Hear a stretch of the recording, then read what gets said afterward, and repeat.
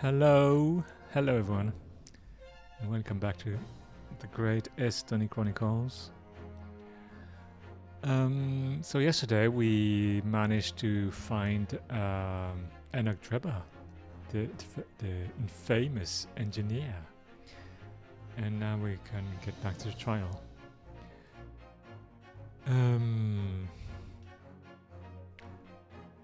I expect a lot of twists, as usual. But I guess we just have to dive in.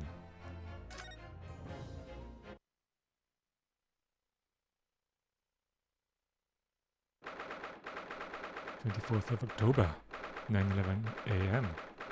The Old Bailey, defendant's antechamber.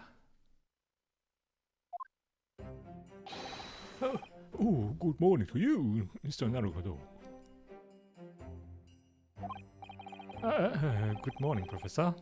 Ready for today's proceedings?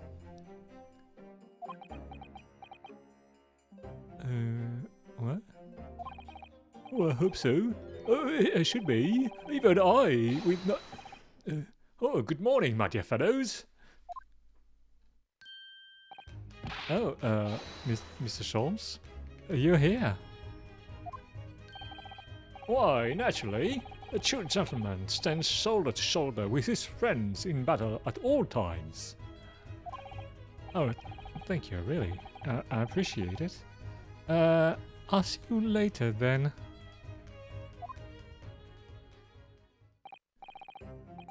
Oh, hey, Mrs. How's it going today? I hope your hands are getting better.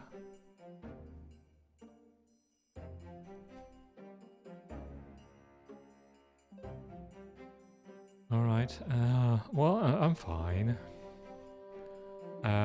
Today I tested an online escape game based on Warhammer 40k. It's from the UK, by the way. From England. Still not great, your hands? Oh, I hope it's gonna get better soon. Can you use them a bit, at least?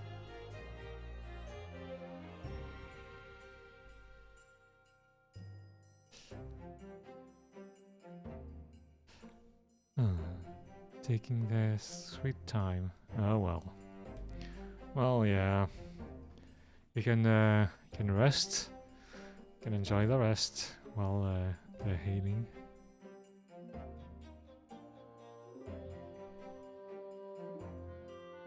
But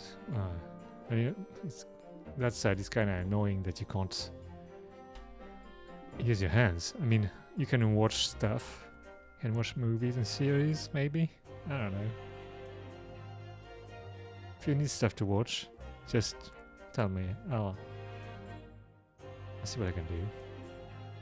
I'm not in a good position. What do you mean? Got loads? Oh, you got loads of stuff to watch. Okay.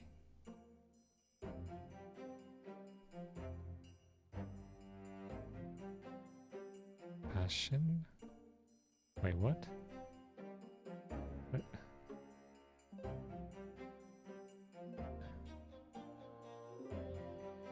I know, but I still don't get it.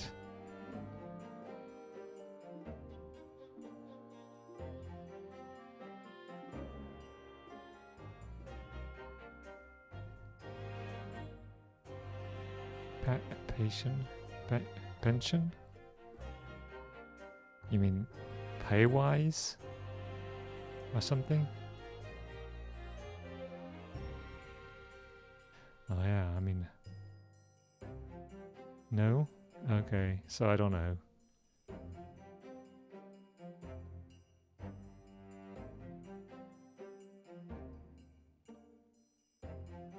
Passion? I mean, I could understand. I'm not so sure what it would reply to. Like passion about stuff? Or I don't know.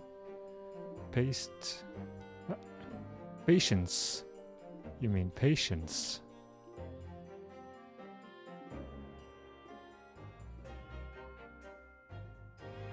You mean patience? I don't know.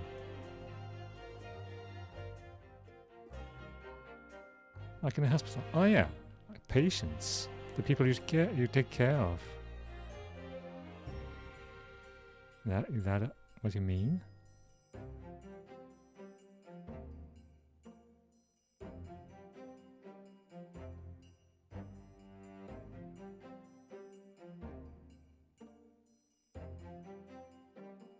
Oh, you're not a good patient. Like, you don't follow instructions. Is that it? Okay. Well, it's funny because... Oh, funny, I don't know. I've got a friend who broke her nose while skating. And she was supposed to have surgery today. And she's a veterinarian, so she's a healer, or I mean a carer, and she doesn't like you know, getting these kind of things, treatments. I wonder if it's the same for all of you.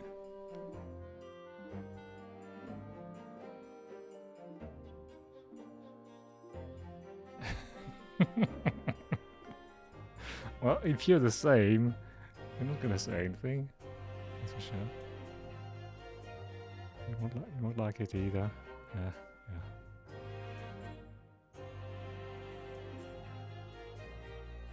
I don't know. I don't know why. I mean, I don't mind that much. Well, I mean, it's not a good thing to require care, but you're good at sitting still. That can be a plus. You're not good at sitting still. Oh, that's not a plus then.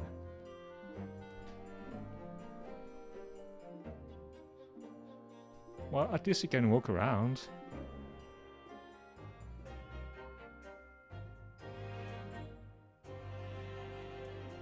Really hard? You mean really hard to sit still? I gotta say, I don't have this problem.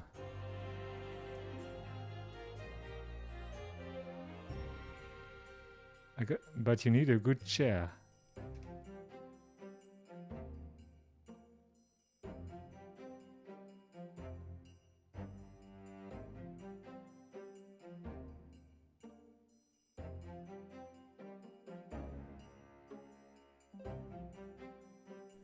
A recliner? Oh, okay. Is it comfortable?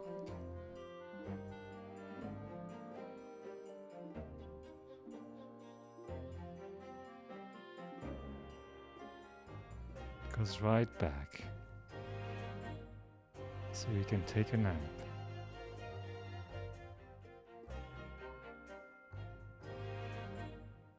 It's really comfortable. Okay. At least there's that. If you have to stay still, at least you're gonna be comfortable.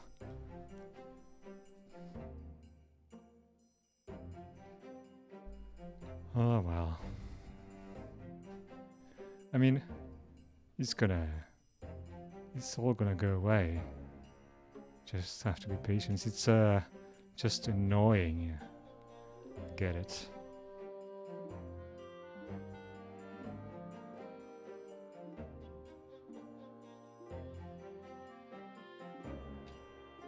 I hope so.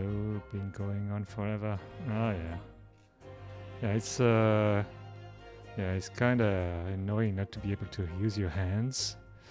It's I guess it's more annoying that getting COVID, well, a light form of COVID, I mean, because at least you can do stuff.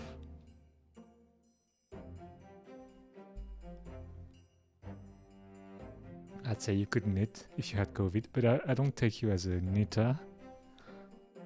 I might be wrong, but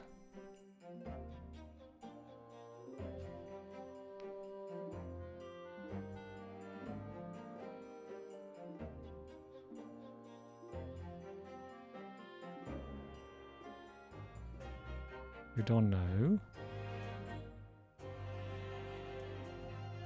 What? maybe you should try. But not right now, obviously. I don't know. Don't think I've ever had COVID. Oh, well, that's a good thing.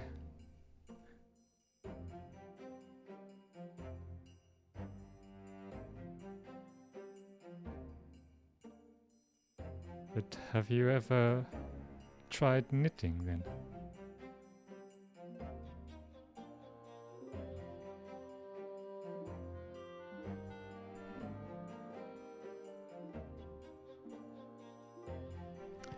You can't do that? Okay. Well, you can do that right now, but I mean, you mean you don't know how to do it? Or you don't want to do it?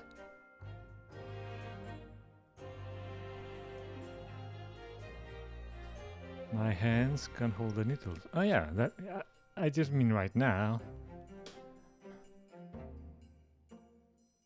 Of course. Which is what I meant. I mean, if you had COVID, you could knit. If you wanted to. Well, if you, yeah, I mean, if you weren't in bed or something. Tried it, wasn't your thing. Oh yeah, that's what I suspected. In any case, you can, you know, you can stay here and enjoy my bad reading of the game.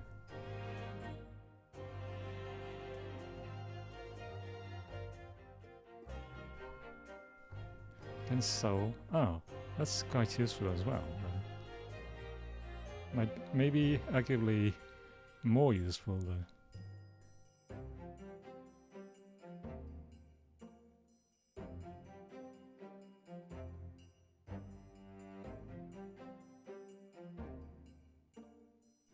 Anyway. Oh, now, Professor. We really need you to remain calm in the courtroom today.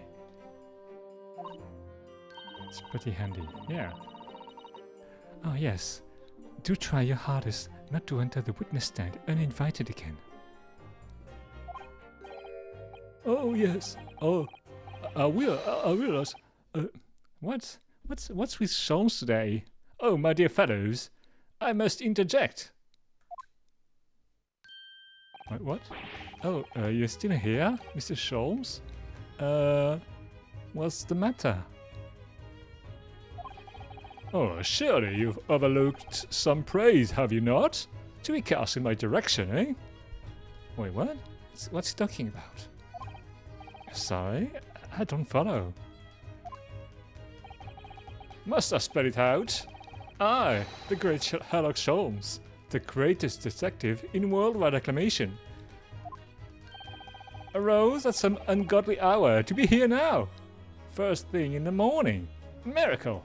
You must agree. Well, if I must agree then... I mean... As you know, my sleep is quite impregnable. Iris had to employ her full gamut of tactics. She pulled the covers off, shook me, poked both my cheeks, punched me and kicked me from the bed. Wow. Then she poured a boiling cup of her latest experimental blend on my face, and at last I was bestirred. Wow. Can you imagine that every morning? Oh my. Iris has been busy. Iris doesn't have it in her to go that far. She's too nice. Or Yusuke, I think. He's kinda... I don't know. He's kinda mistaken about Iris.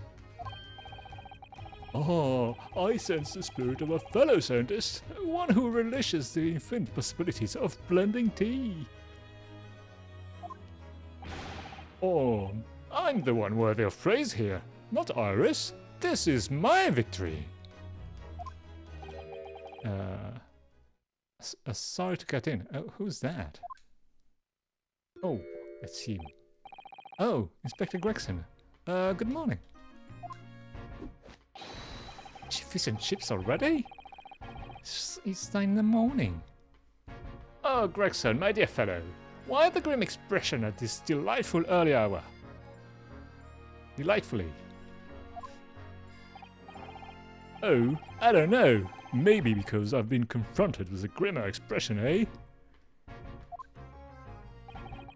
Oh dear me. Are you going to take that insult lying down, Professor? Wait, what? Oh, him. What? What? Oh, I don't know. Wait, what? What's going on? Oh, poor Professor. Anyway, here's the paperwork you asked for. What paperwork? I didn't ask for anything. Ah, I took the liberty of requesting it yesterday. I have a feeling it may prove useful. Wait, what? What is it? You wouldn't believe the hoops I had to jump through to get this brought out of the archives.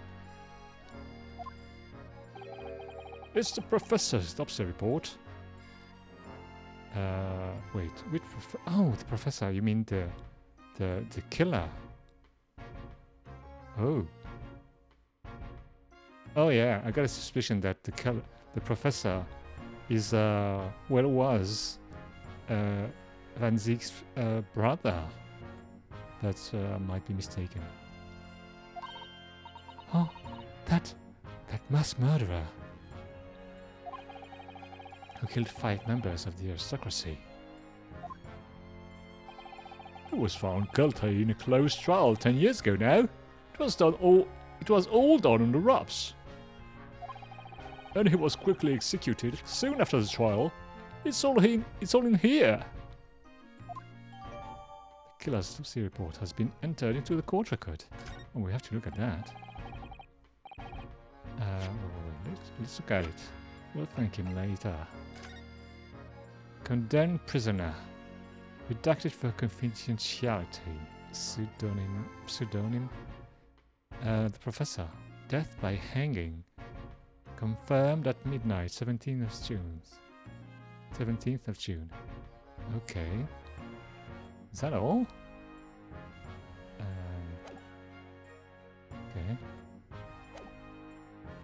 Oh, I don't know what to say. Thank you, Inspector. Oh yes, much obliged, Gregson.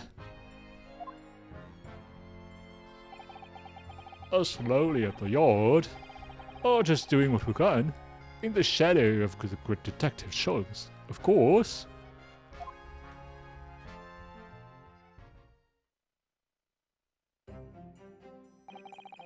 Well then, Professor Hairbrain, this is it?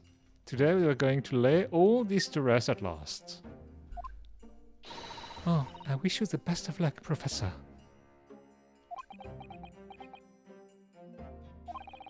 Oh, I suppose he'll be in there today, will he? Trevor? Oh, yes. We expect the prosecution to summon him as a witness.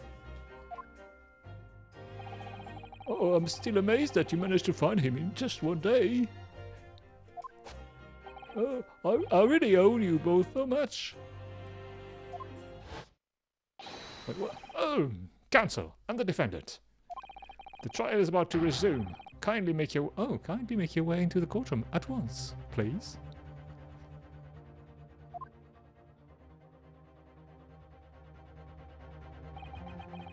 Oh, this is it then. The final chapter. Funny, my heart's racing a little. I've not felt this before, actually. This strange foreboding.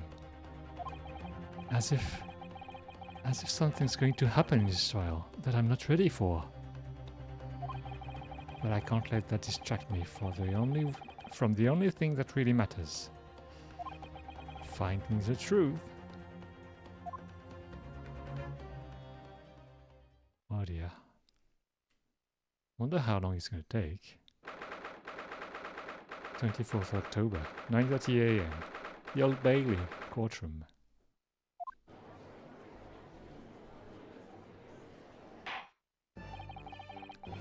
In the name of Her Majesty the Queen, I hereby declare this court to be in session again.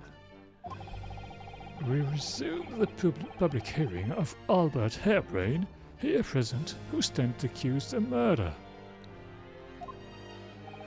Are the counsel for the prosecution and defense ready to proceed? The prosecution is ready, my lord.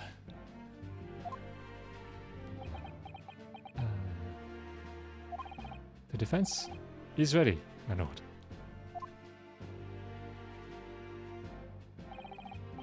As promised, Lord Van Zieks has his apprentice with him. His apprentice with memory loss.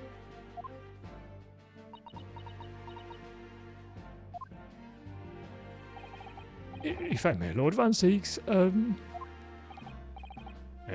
yes, my lord. There appears to be someone standing at your side. Please be careful. Ah, yes. My apprentice and assistant. The prosecution believes today's proceedings will see the complexity of this case rise considerably.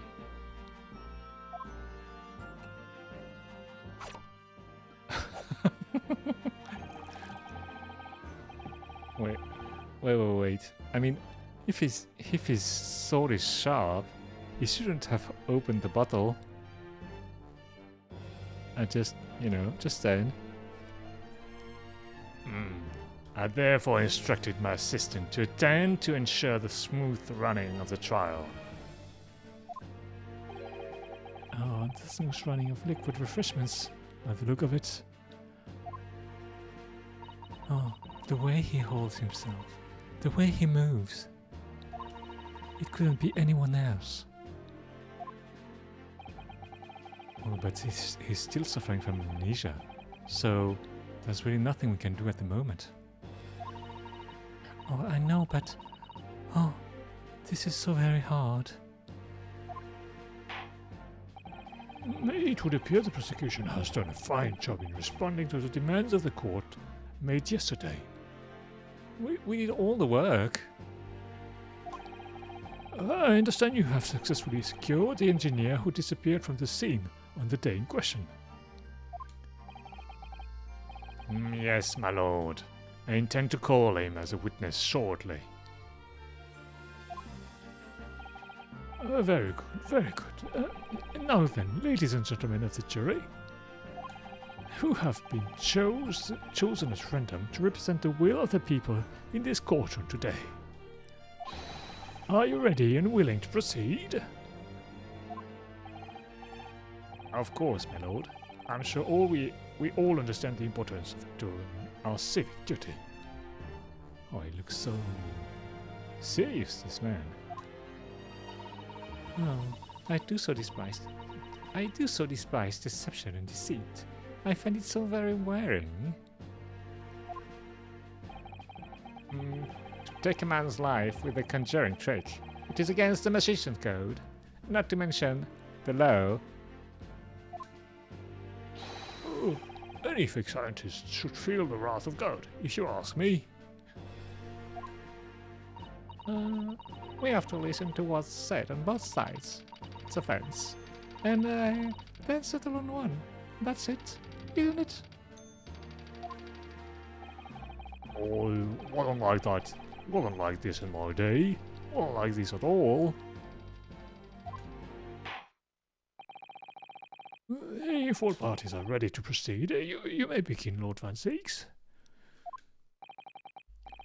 Before I do, my lord, there is a report I must read to the court. Wait, what? Yesterday, at the Great Exhibition Grounds. Oh yeah, there was a bomb. The evidence of primary importance is in this case. The super high voltage instantaneous kinesis machine, which was installed on the experimentation stage, was deliberately destroyed in an explosion effected by an unknown person or persons. It's not unknown. We know who did that. It was what? Oh, an explosion? It's got a gun? No, this is an outrage.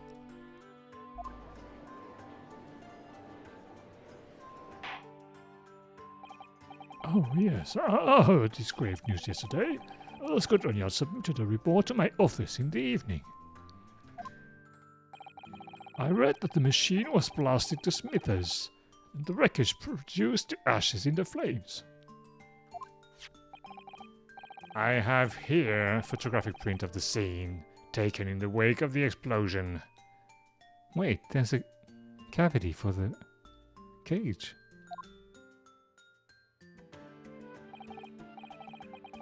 It shows what little remains of the machine. Oh, yes, a terrible business. They did it to destroy the evidence, did they? Oh, that Anaktreba.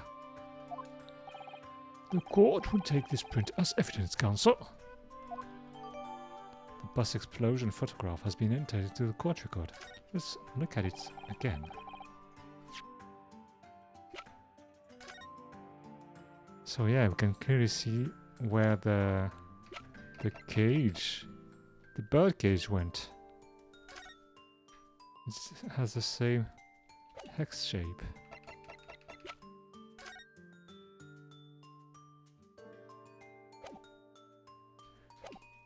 Okay. Late yesterday afternoon, the protection afforded to the machine by the Special Dispensation for Scientific Equipment Act was revoked. However, before a thorough investigation could begin, the invention was obliterated from existence.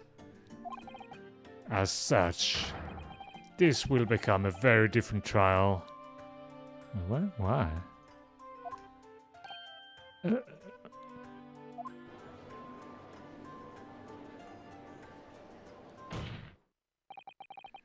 As it stands now, with no evidence on which to draw meaningful conclusions, the authenticity of the Kinesis machine will remain forever in obscurity. I wouldn't bet on that, but okay. Indeed, a most unfortunate state of affairs. However, one thing remains clear. The victim's death was a result of the actions of the accused. I don't know.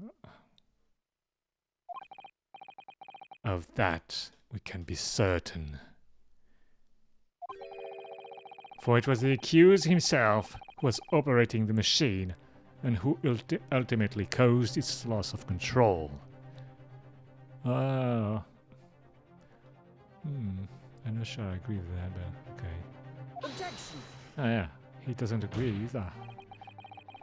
As Rose Van Zieks rightly says, this is a very different trial now. The accused accepts responsibility for his part in the events that transpired. He acknowledges that Mr. Asman died as a result of the accident caused by his machine's malfunction. However, unbeknownst to the professor, he was being deliberately deceived by a pair of very clever fraudsters. Names, counsel, if you please. The engineer, Mr. Anaktreba, and the victim himself, Mr. Odi Asman.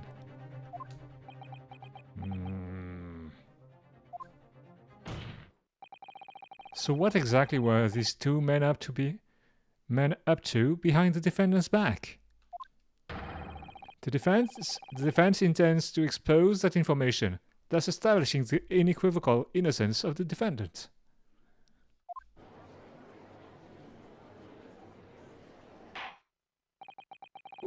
Thank you, counsel. The position of the prosecution and defense have been clearly stated. Lord Van Zieks, summon your first witness, please. At once, my lord. The prosecution calls the engineer, Mr. Anaktreba, to the stand. or this man. State your name and occupation for the court. Name, analog driver, occupation. Hard to pin down, I would say.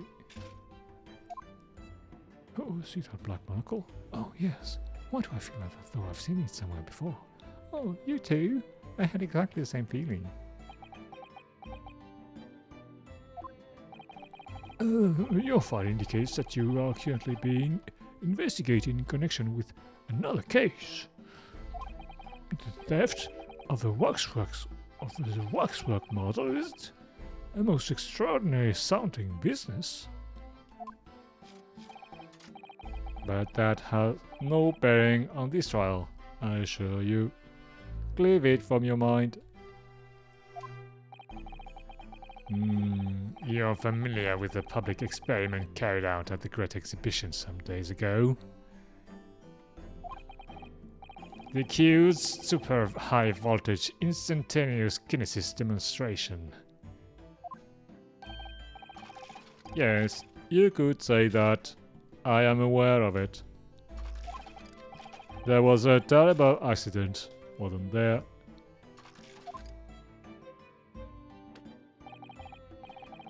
It was you, Mr. Drebber, who constructed the vast machine used in the experiment. Or so our investigations indicate. Can you confirm your involvement?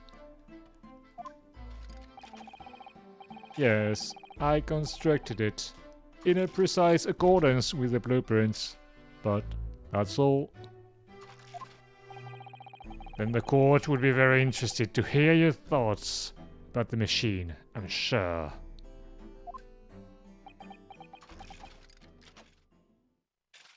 No thoughts? Oh yeah. An amazing device, if you ask me. The pinnacle of modern science, making instantaneous kinesis a reality at last.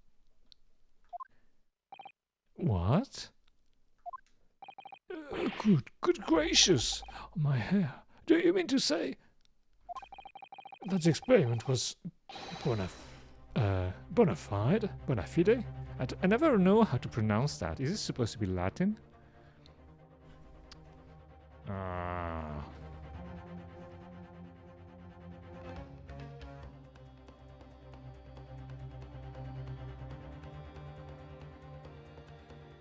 Bona fide.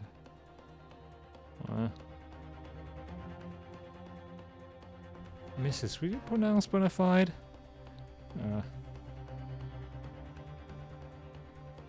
That the experiment was bona fide? Is that your belief, sir?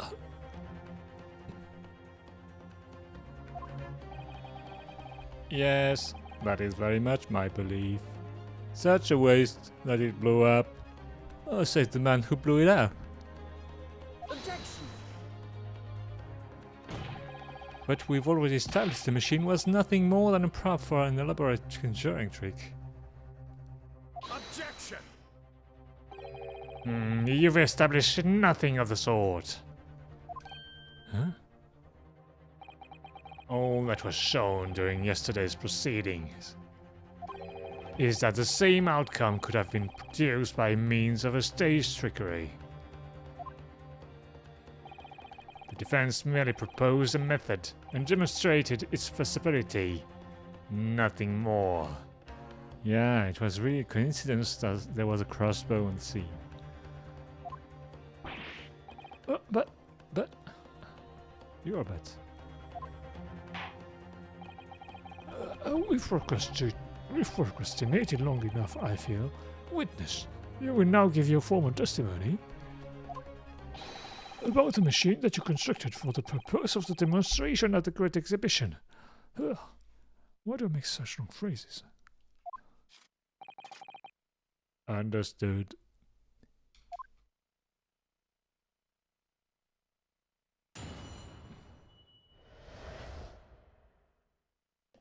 The kinesis machine.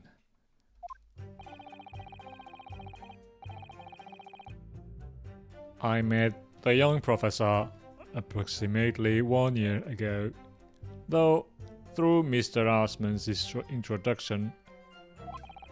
He provided me with the blueprints and I constructed the machine to his precise specifications. It was no trick. If the whole show was a fraud, it would have required a body double. Tell me, did the victim have a twin? All the spectators saw the birdcage appear above their heads and then crash headfirst into the crystal tower. A terrible accident, I grant you. Perhaps the science on which the machine was built was flawed somehow.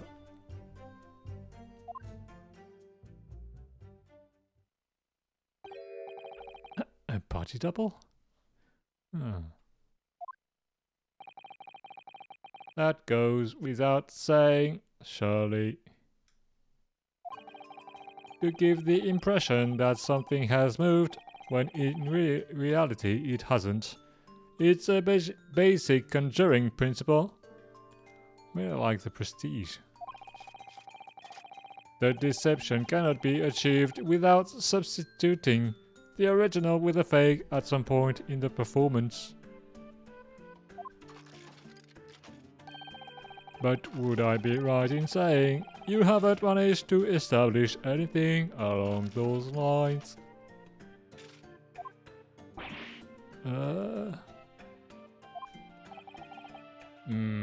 Incidentally, the prosecution has already confirmed that Mr. Asman has no twin siblings. It's my understanding that this witness is well versed in conjuring artfulness. But such signs do not indicate that he was actually able to accomplish what he claims.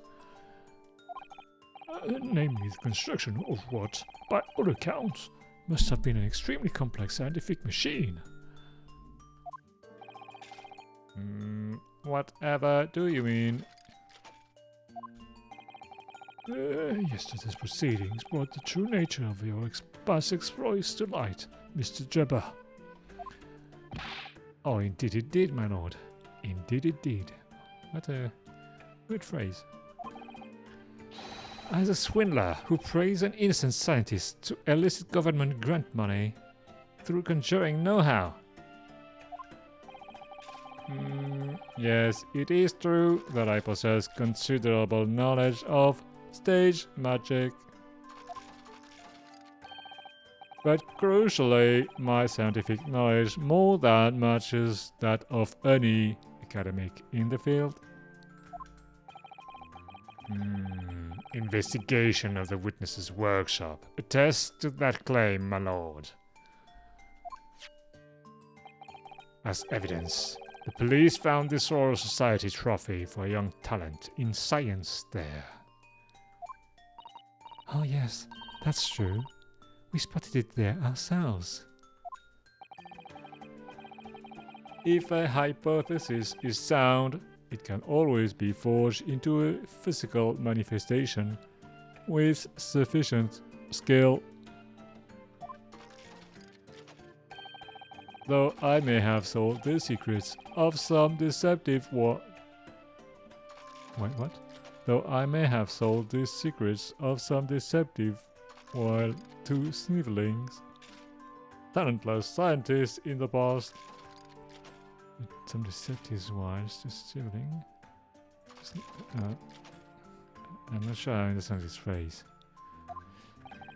Would you therefore said that the explosion of the machine was an unfortunate accident, or, of course, a deliberate act of murder carried out by misuse of the science? Wait, the bombing of the... What?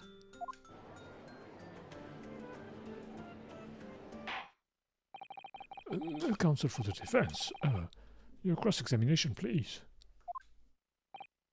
Yes, my lord.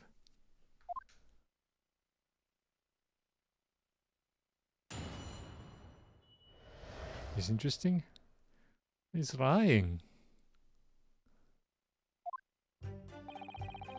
I met the young professor approximately 1 year ago through Mr. Asman's introduction. Oh dear. Hold it! So you are already acquainted with Mr. Asman himself? Not really. By chance, I'd seen his name mentioned in the papers. That's all. But I had no interest in his private affairs. If he was an unscrupulous investor, it was no concern of mine. As long as people pay their bills, I take up my tool and construct what they ask for. So why did Mr. Asman approach you in particular then? Who can say? I presume because my name is associated with excellence in engineering. Not to mention excellence in fraud.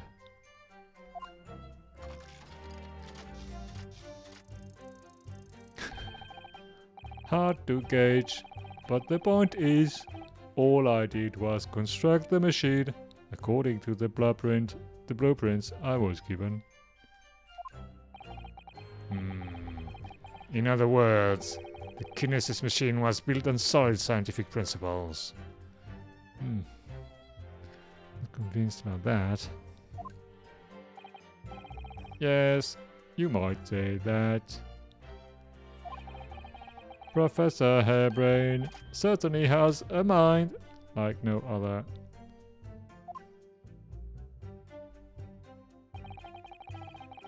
He provided me with the blueprints and I constructed the machine to his precise specifications.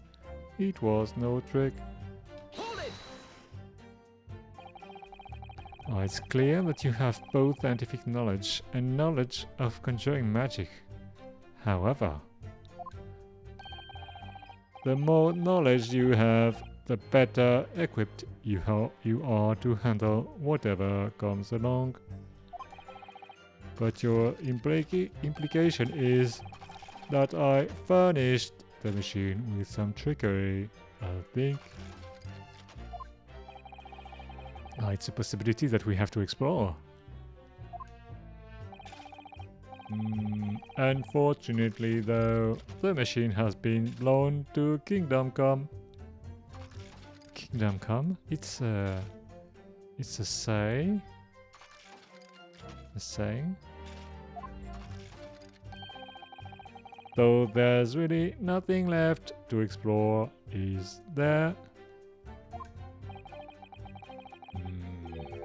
It appears that the Kinesis machine was fitted with a timed explosive device of some kind.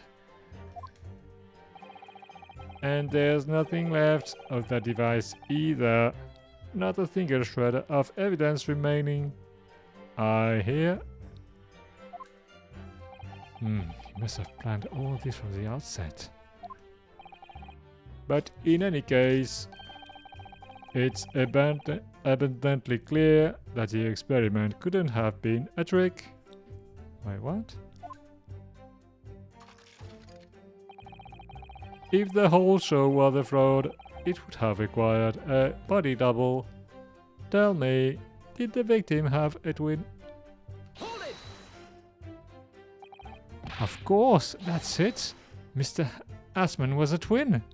Wait, what? You're not just a twin. Objection!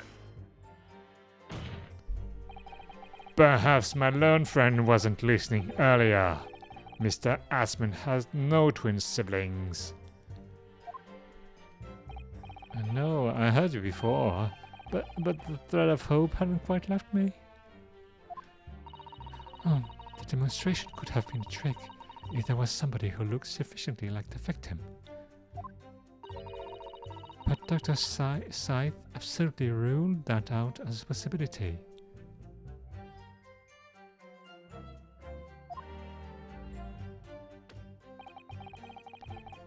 It is beyond question that the victim himself, Mr. Asman, did move from the stage to the Crystal Tower. The fingerprints found at the scene attest to the fact. No, it doesn't. He could have placed those prints before the experiment. Bit annoying. Oh, so it can't have been orchestrated using someone who looked identical to Mr. Asman then. Oh, what are you thinking? Naruto-san. Oh, no, nothing. Oh, just that the idea of someone who looked identical to the victim is playing on my mind. Kinda reminds me of something. Something like, maybe, I don't know, statues made of, I don't know, something not stone.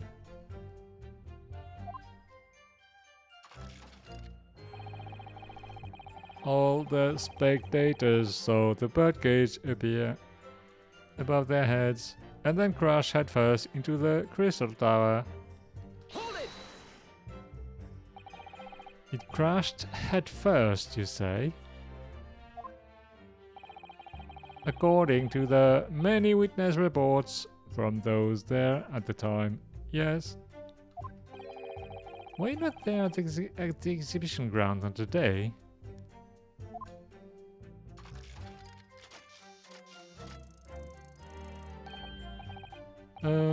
Unlikely. I rarely leave my workshop. Yet, another of your unique inventions was found at the scene.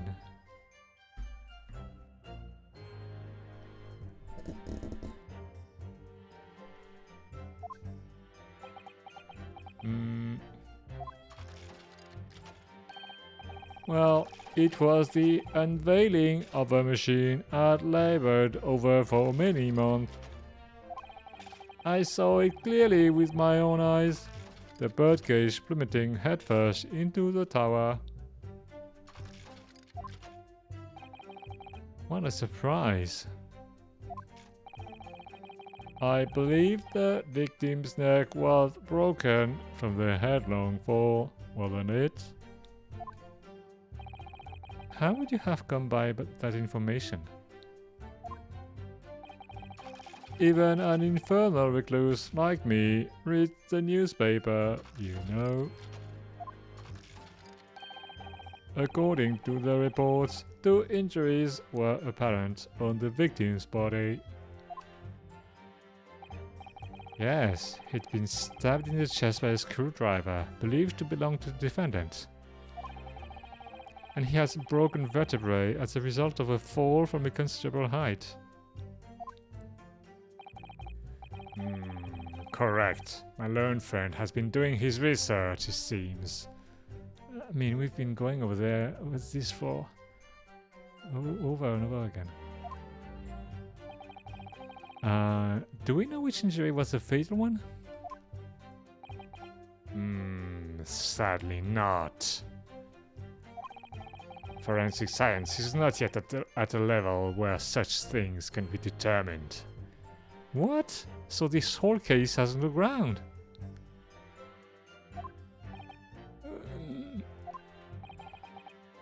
What we do know is that the victim died having sustained both injuries at some point during the experiment. And since he was found in the birdcage with his neck broken, it's obvious that he fell from a considerable height. I suppose that's hard to deny. A terrible accident, I grant you. Perhaps the science on which the machine was built was flawed somehow. Hold it! So, you understood the science, did you? Not in the slightest. Oh. He's playing dumb. Oh, right. What? As I've said a number of times, I am an engineer. My job is to manufacture according to the blueprints I'm given. I would be inviting manifold problems if I foolishly allowed my brain to digest the ideas behind them. Really? I could be accused of stealing those ideas, for example. But how is it possible to construct a machine without really understanding the principle it relies on?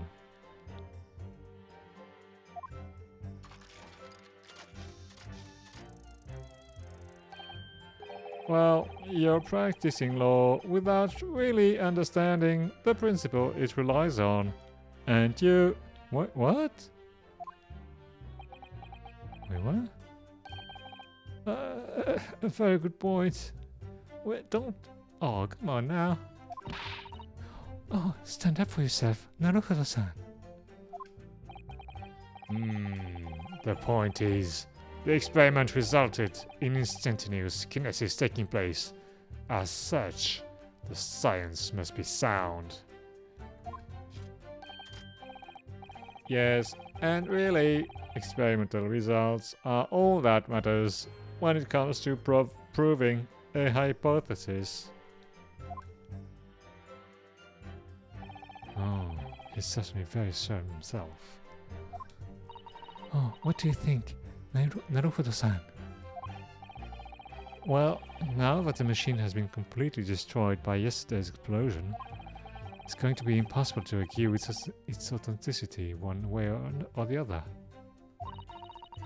Oh, but if we are unable to establish that it was a piece of stage trickery rather than genuine science, we will have no grounds on which to demonstrate Professor Harebrain's innocence. Both Mr. Asman and this man in the stand tricked the professor and used him. They took advantage of his naivety.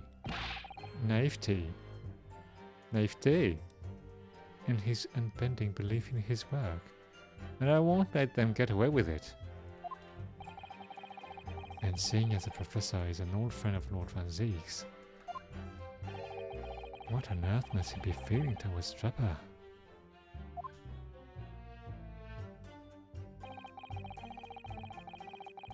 Oh, by the way, so you know the name of the character is Naruhodo.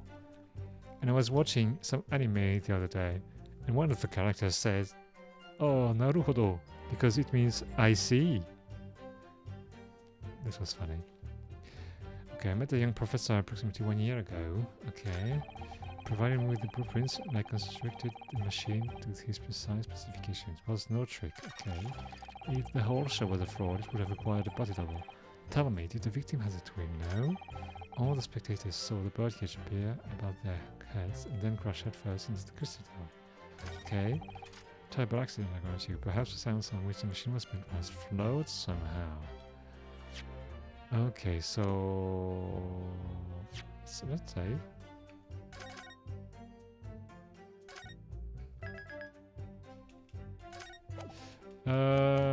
what evidence do we have?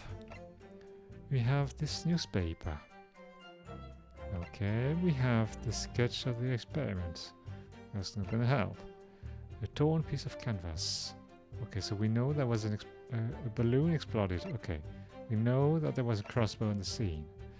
We have a picture of the victim. Okay, we have the autopsy report. We have the screwdriver. The photograph from the balloon.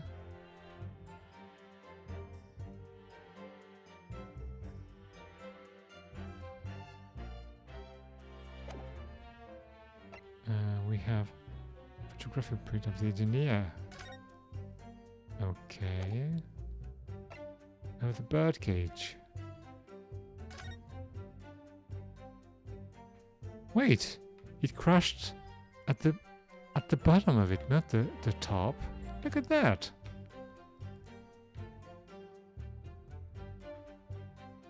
Oh, that's the inconsistency.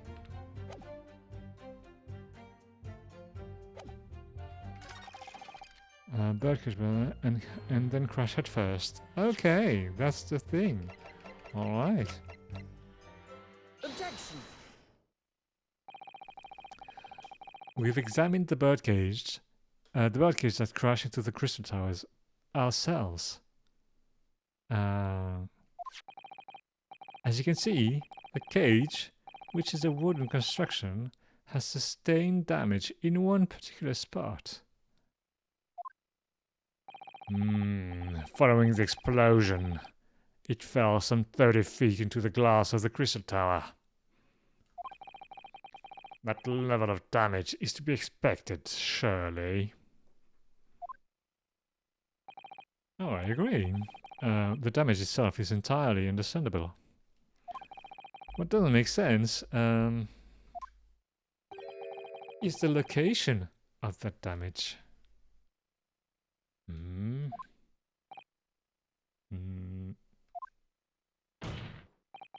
All the wreckage in the wood are at the base of the birdcage, not the top. What are you saying? That's the opposite of what it should be.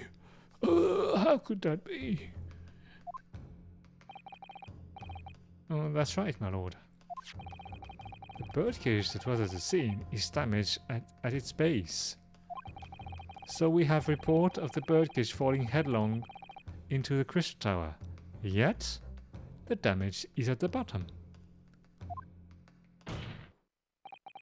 The only way to reconcile these two facts is to accept that there were two bird cages in play that day, which were at some point switched.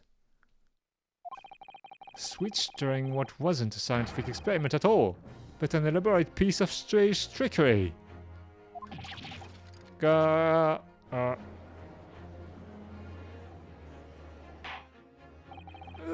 good gracious. Sorry. Explain yourself, witness.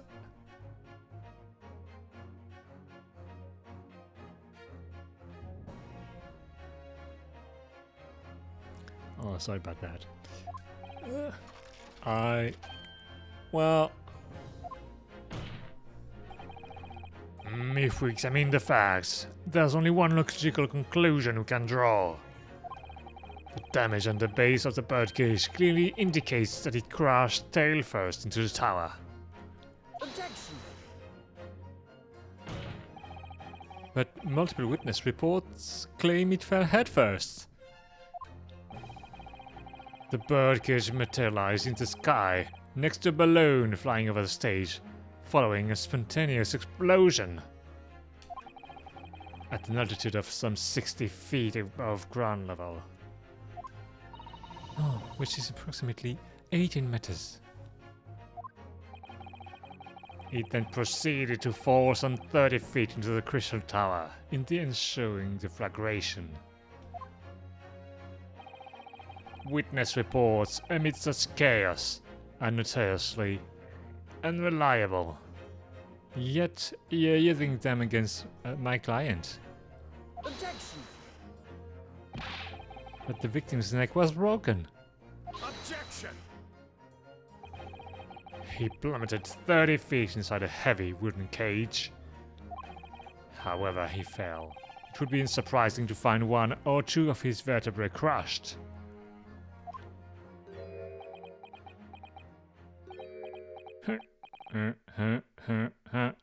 Wait, I want to check something. Because I think the cage has some special... Oh no, it just has cushion for the head. It doesn't have any... Okay.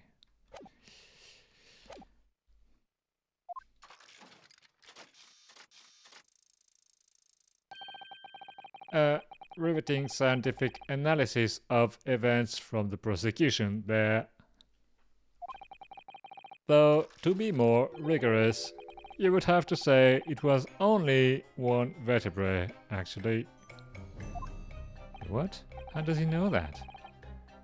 Oh, he wasn't quiet for long. Oh, I find it hard to see what's motivating Lord Van Zeeks. This witness is clearly a swindler, and one who deceived a personal friend of his. If you're going to establish this deception, do it right. Oh, sorry? I feel like that's the undertone here. Yes. And there's one more point the defense appears to have forgotten. It's obvious it wasn't a trick. as a certain truth very plainly demonstrates. What? Oh, it seems to me that the cross-examination had better continue until we resolve this matter. Mr. Trevor, you will amend your testimony with details of this truth, this so-called truth. Of course, we must treat the matter scientifically, after all. Ah, I nearly had him there.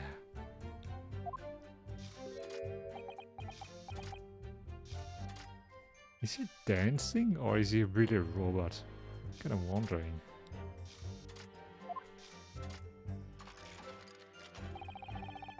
The kinesis clearly took place because there's nowhere else 30 feet high for the birdcage to have fallen from.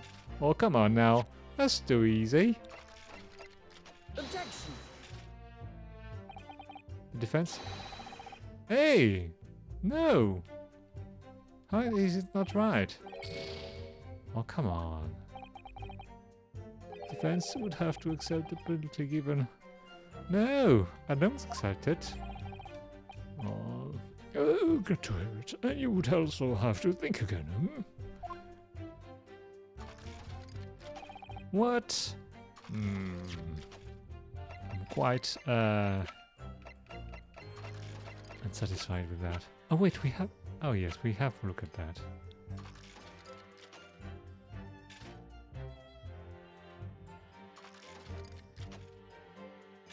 The kinesis clearly took place because there's nowhere else 30 feet high for the birdcage to have fallen from. Oh, there's the hole in the door in the... Oh yeah, we'll have to present that.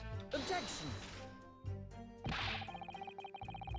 No, it's not that either. Would you care to know precisely what you find out about it on your return journey to Japan? Oh no, man, no! Oh, rest assured, we should be happy to carry proceedings forward in your absence, Counsel. Oh, he sounds serious. I have to prove my worth before he really does send me back home. Oh dear, I've lost 2 points already. Okay, let me save because I don't want to start over. There's nowhere else you could have fallen from? Do we have something?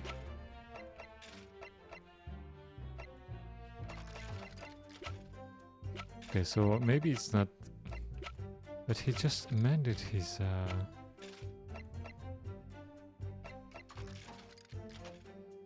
Objection! Oh, no, wait. Oh, that's not what I wanted to... that's not what I wanted to do. Okay. That's not what I wanted to do.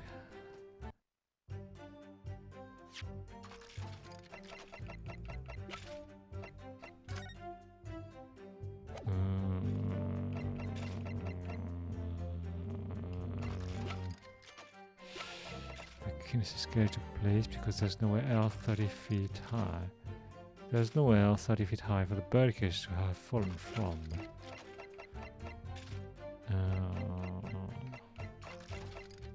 Gonna go to bed. Alright, missus. Have a good night.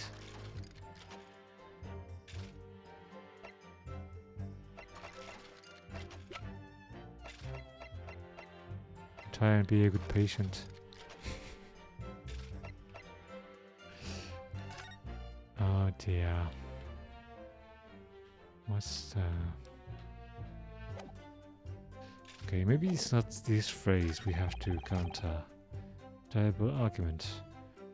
Science with the machine was built was flawed? No. The holes show where the fraud would have required body double. No. Provide me with the blueprints. Constructed the machine. There's no trick. Okay. I met the young professor approximately 1 year ago through Mr. Asman's introduction. Okay. Double accident.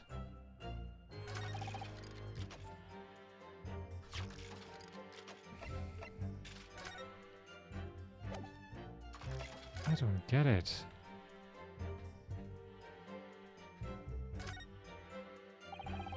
The article on the front page is news about the Great Expedition. Public experiments to demonstrate brand new scientific ideas go to exhibit from around the globe. It's also positive and hopeful about the coming century. We must all go to see it properly before too long.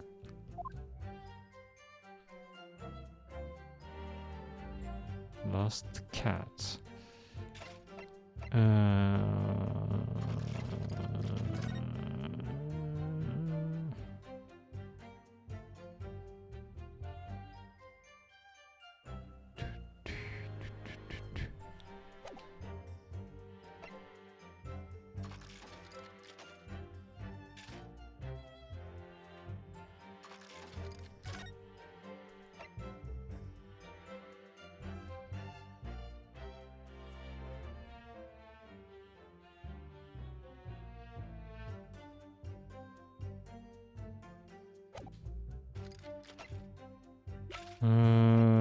I don't understand. What am I supposed to do?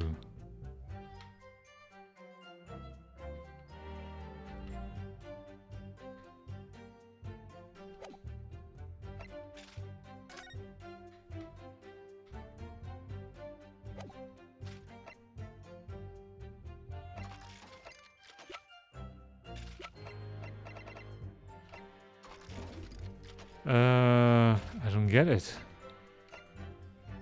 The kinesis clearly took place because there's nowhere 30 feet high for the birdcage to have fallen from.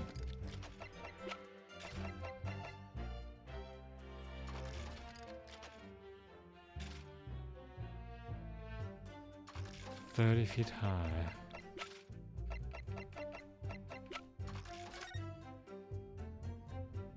This? You could have fallen from this? Why can't I present that? Oh, I don't understand.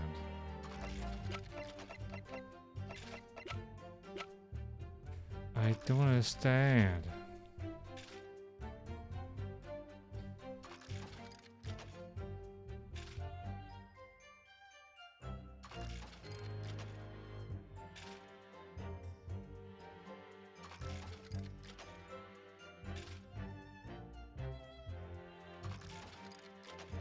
Let me check.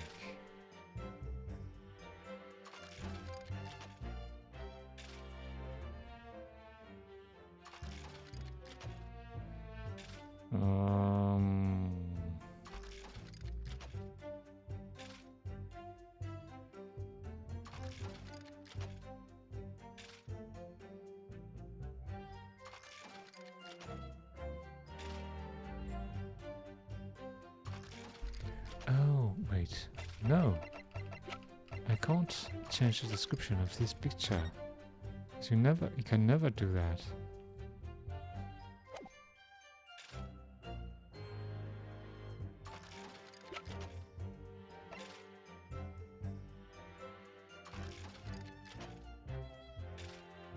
Oh, I need to press the statement. Hold it!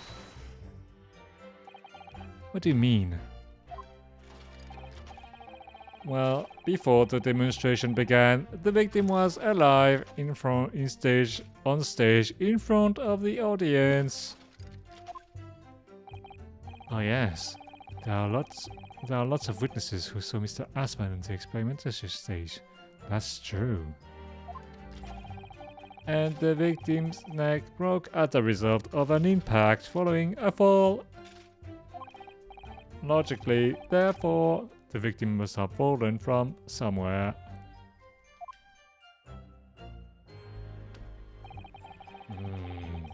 The balloon that exploded was at an altitude of 60 feet.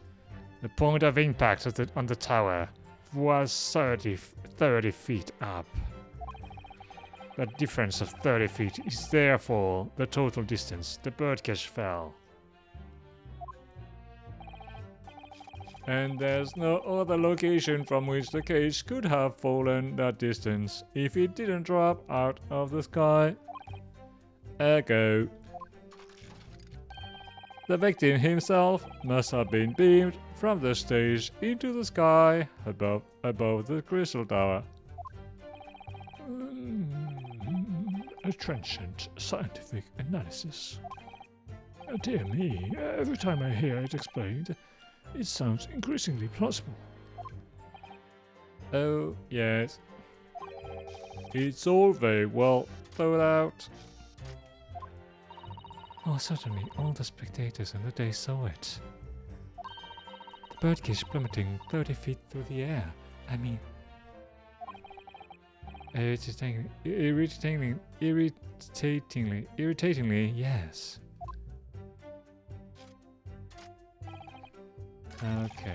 Okay.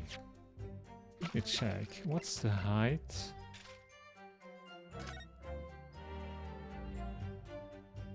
It's not 30 feet. I mean the height of the machine base. Not 30 feet.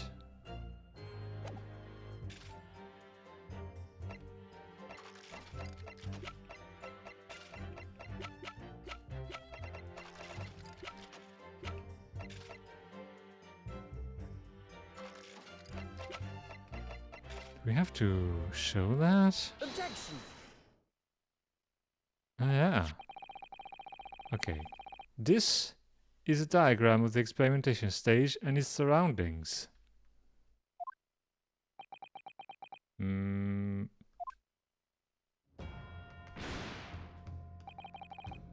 know that somehow the birdcage appeared in mid-air before falling down into the crystal tower. Mid-air.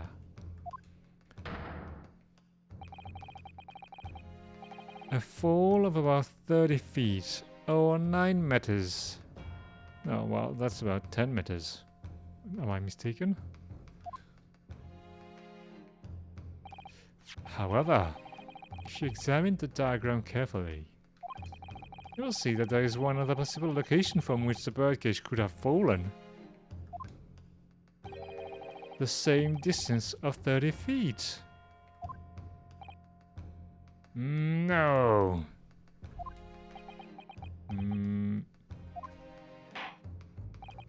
Well, it appears the defense has a possible explanation to put forward. Go ahead, counsel. Oh yes, my lord. Of course. You will indicate the place to which you are referring on this same diagram. The alternative location from which the birdcage could possibly have fallen there because it's 30 feet. This. Take that! The place I'm referring to is here. But that's where the birdcage would have been to begin with. Which is exactly the point, my lord. Yes, the birdcage was in the machine on the stage. But what we must also consider is the height of the stage itself. Go on, counsel. Turns out that the experimentation stage was built at a considerable height. Considerable height. Above ground level. If you look at the diagram, in fact, you'll see it's about the same height above the ground as the balloon was above the crash site.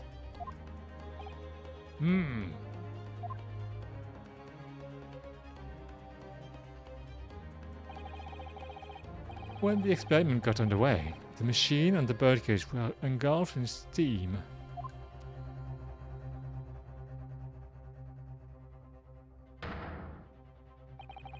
At that moment, the floor of the stage gave way, and if we assumed there were to be a void underneath,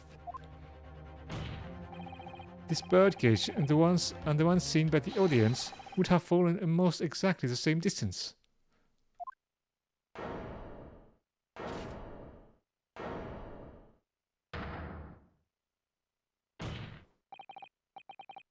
Once again, my lord. This all points to the fact that there were not one birdcage, but two. Objection! My learned friend has no evidence that the stage had such a contrivance in its design. Someone is responsible for the criminal destruction of the Kinesis machine itself. It's true. However, The stage still stands. And take a moment to look at the photographic print of the scene following yesterday's explosion. Oh, good lord, it's the metal grill that formed the floor. The machine is undone. Oh yes, most likely blown open by the force of the explosion that destroyed the rest of the machine. The defense calls upon the space below the stage to be investigated immediately.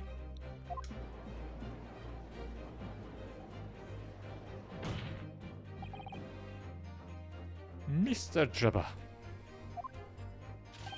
It was you who built the kinesis machine. Which means that it was you who built the two bird cages that were used to carry out this deception.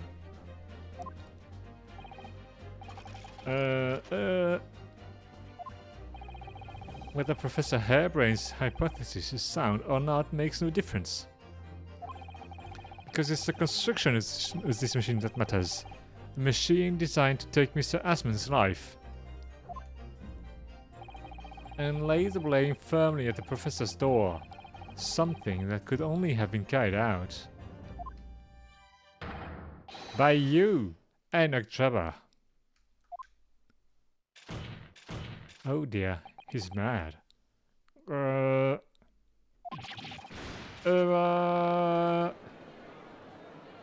Objection! Another bottle? Already? If my learned friend has reached the end of his wild assertion, the prosecution would like to crush the defense's argument slowly, but surely. What? Your argument fails to hold the water, or wine for that matter. On 2 counts. 2? Firstly, before and after the experiment, this witness went nowhere near the kinesis machine. Every relevant member of staff from the exhibition has attested to that. And I believe members of Scotland Yard have also been on watch duty at every public experiment. In other words, Mr. Drebber had no opportunity to switch the alleged pair of bird cages. Objection! But I've already explained why he wouldn't have needed to. The nonsense with the crossbow. That doesn't bolster your case at all. The man who disappeared from the stage and the man who crashed into the tower are one and the same. The forensic investigation team's report is unequivocal on that point.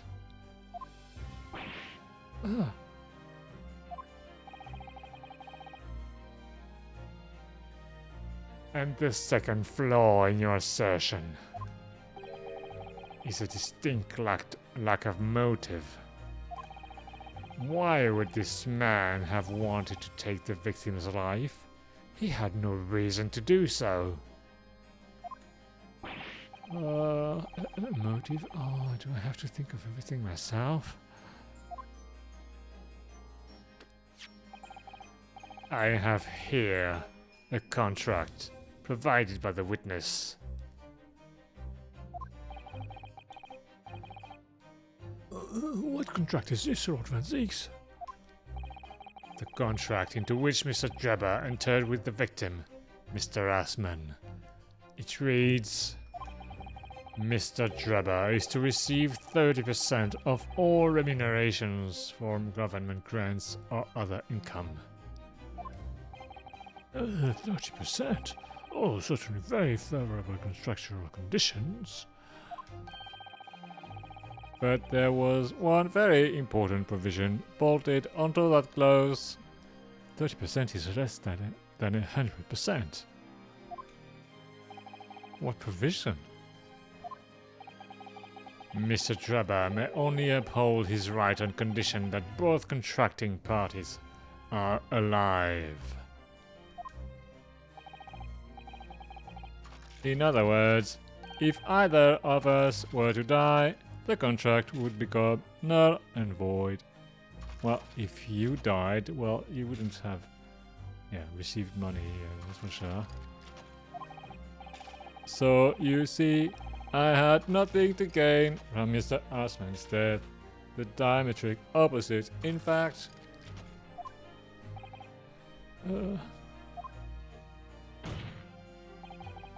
Need I say more?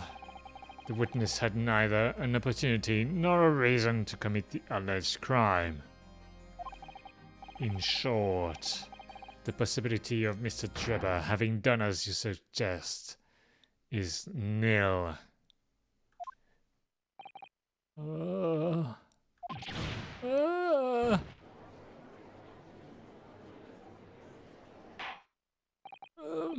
It seems the defense's assertion was somewhat wide of the mark. Lord Van Zeeks, you will submit the contract as evidence, please. Trevor's contract has been entered into the court records. Okay, let's look at that. Well, it's true, but let's look at the contract.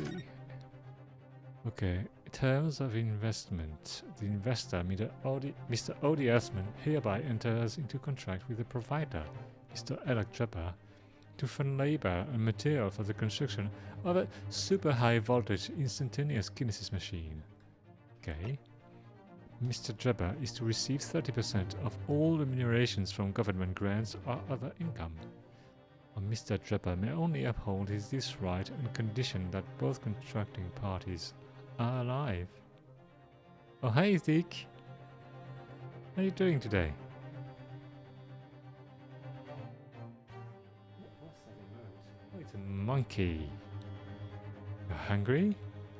Do you need to get dinner or something?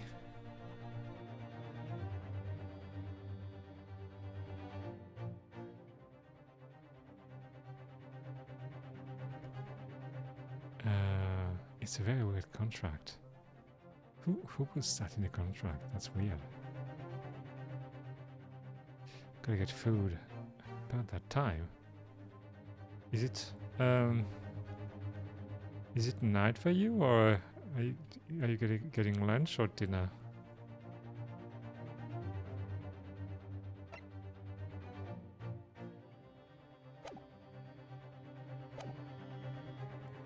Oh, it's true.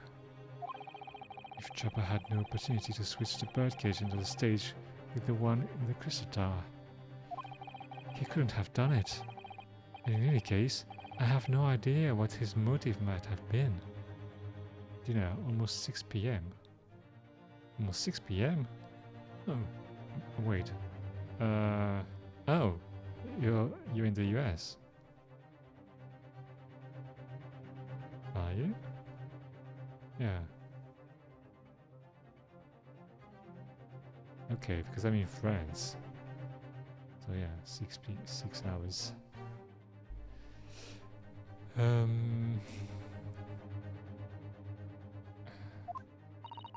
Oh, there's one aspect of your argument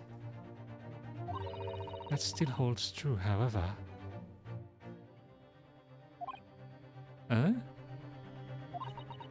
Oh, there were 2 bird cages. The prosecution is unable to deny that. Ah. Oh, so I'm sure you're on the right lines, Naruhodo-san.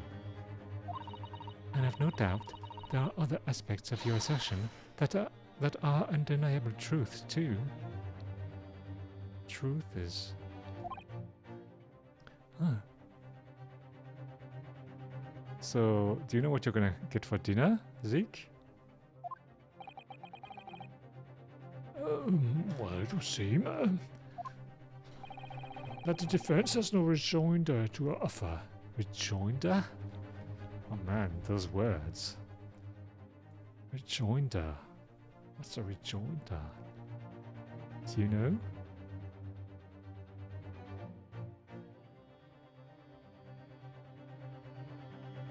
Rejoinder.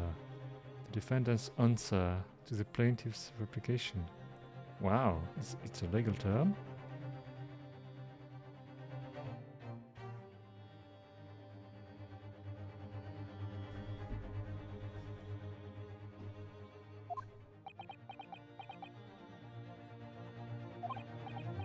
Huh, huh, huh, huh.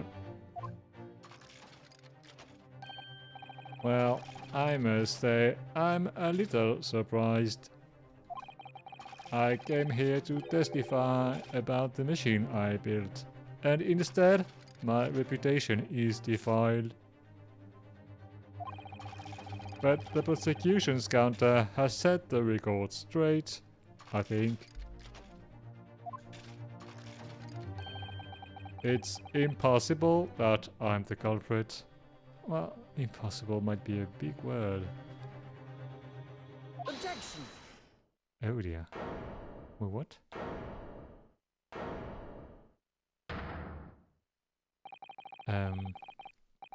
At the beginning of this trial, we believed that there was only one birdcage. Yet now we know there must have been two. In other words, there was more to the demonstration than we realized at first.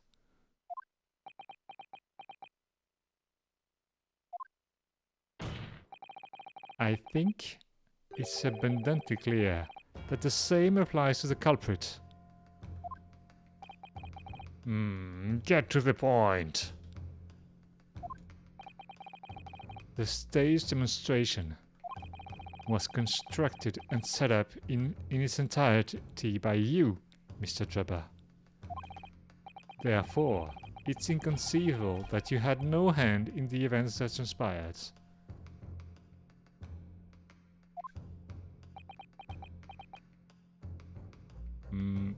Not amused. So, if circumstances mean it's impossible that you could have carried out the crime yourself, it points to the fact that someone else was involved. Oh, someone else? Counsel, are you suggesting what I think you're suggesting? Yes, my lord. Mr. Drebber had an accomplice. Accomplice? Objection! What? Yellow rice, kidney beans, seasoned chicken breast, and a good portion of great acetone. Oh, very nice meal indeed. An accomplice now. Well then, I presume. You're prepared for what's to come. Now that you're accusing not only this witness, but someone else of the most serious of crimes. If these accusations turn out to be false, then make no mistake. The prosecution will demand an equally serious punishment for your slander. Oh dear. Slow time. Yeah. Well, counsel, do you intend to pursue this course and formally accuse another party of involvement in this matter?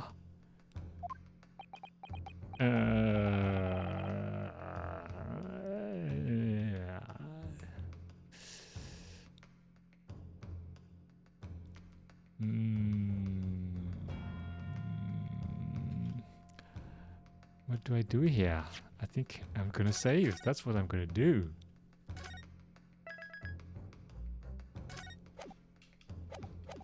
At the moment, this is little more than a hunch on my part. I don't know for sure if Trevor had an accomplice. An accomplice. Wow. Or even if he really is the culprit here. Oh, we know he is.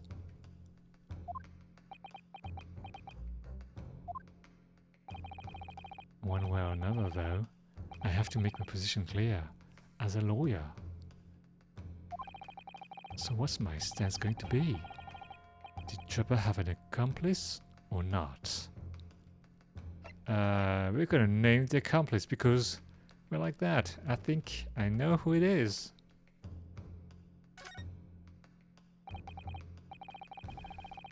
The defense is ready to name Mr. Trevor's accomplice.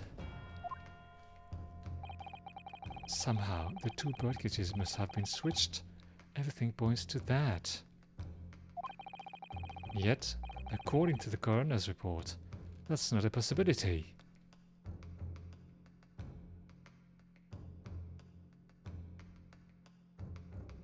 The coroner. Wait.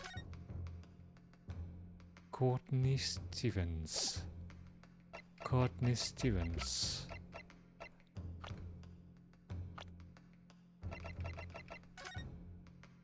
Courtney Scythe?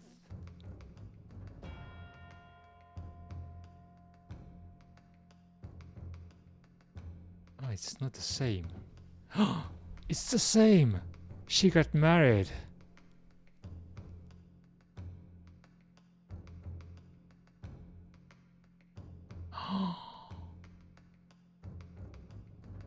Slandering a name is not the same as proving someone's true colors. Yeah. I'm not sure what you're referring to, though. Oh, we are gonna have to say that the coroner is the accomplice.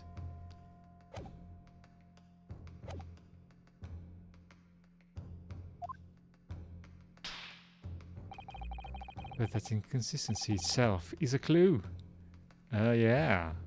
No offense. Okay. Just a random phrase. Counsel. My lord? You have received a stark warning already. If you have nevertheless determined, then I must now ask you to identify this alleged accomplice by name. So, your answer, please. Who do you claim to have been Mr. Trevor's accomplice? If you give me a second, please. Okay, I think it's the only explanation. It's her, the coroner, because we know that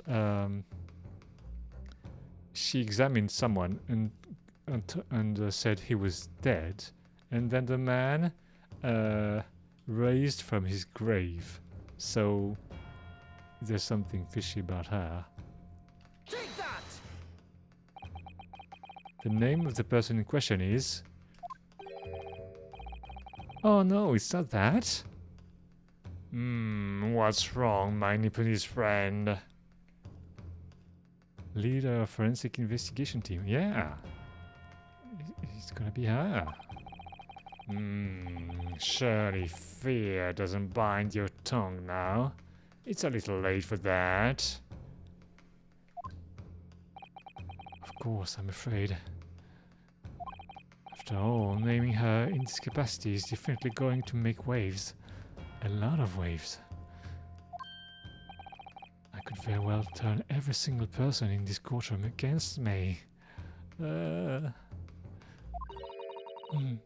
sure it will be alright. Naruhodo-san. So it is her. Yeah, it's the only possibility. Thank you, Susato-san. The enemy always appears larger than life, but you'll appear exactly the same to the enemy. Oh, that's very wise. Alright then, here goes. You've kept us waiting too long enough.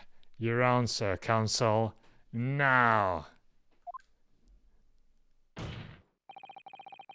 The person who colluded with Mr. Trevor in order to carry out this wicked crime is Scotland Yard's coroner, Dr. Courtney Scythe. What the blazes are you talking about? Dr. Scythe? The head of the forensic investigation team, and the coroner who conducted the autopsy on the victim. It's true because Naruhodo is 23, and in less than a year, he found someone suspicious in the lower buying system as a foreigner. I don't know what I don't know what you're saying. But he did. Thanks to Herlock Sholmes, that we have to say.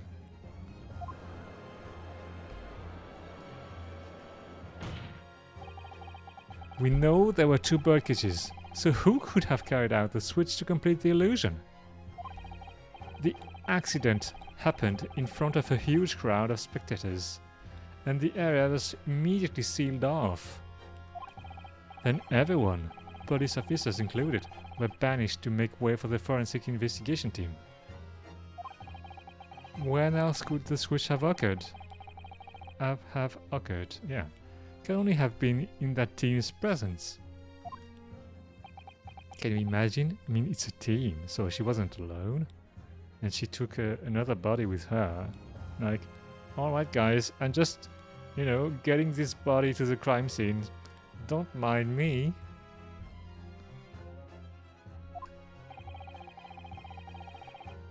It's essential that the court determines exactly what happened following the incident. The defense demands that Dr. Scythe be summoned to the witness stand at once to testify. Oh, that's incredible.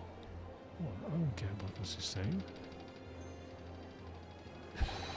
You got a nerve, lad.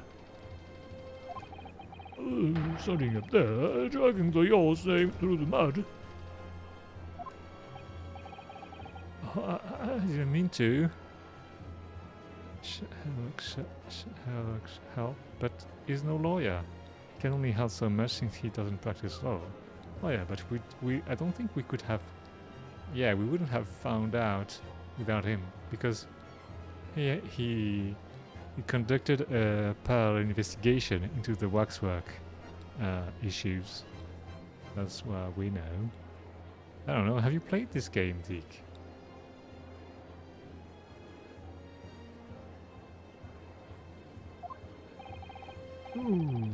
Oh, I know the woman very well.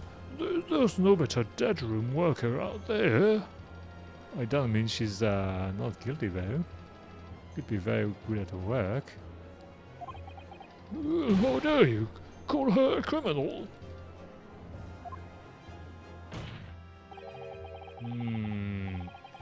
My learned friend's imagination appears to be wilder than the East End at night.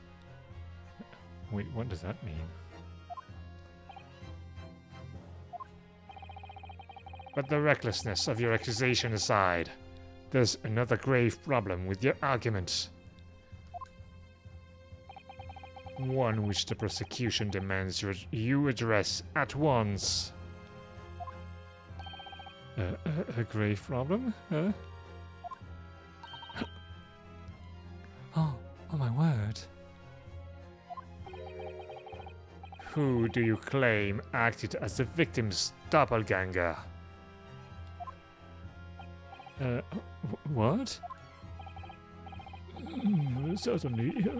If the birdcage containing the body of the victim was exchanged for another, that cage must also have contained a body. The East End. Oh yeah, the East End. Oh yeah.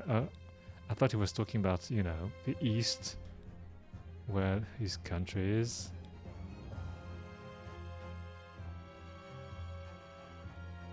Yeah, you're right. It's the slums. That cage must also have contained a body.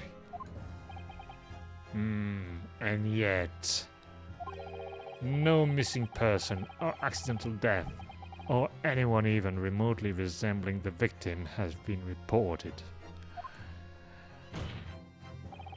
Which means there was no one, dead or alive, who could have fulfilled the role of a body double for Mr. Asman. That's true. Or if my argument is that there were if my argument is that there were 2 bird cages, then there must also have been 1 person inside each. But we know about that. Oh wait, are you saying that the professor isn't Van Ziek's brother, but it was actually Asman? Is that the case? Where's Asman? He's not there.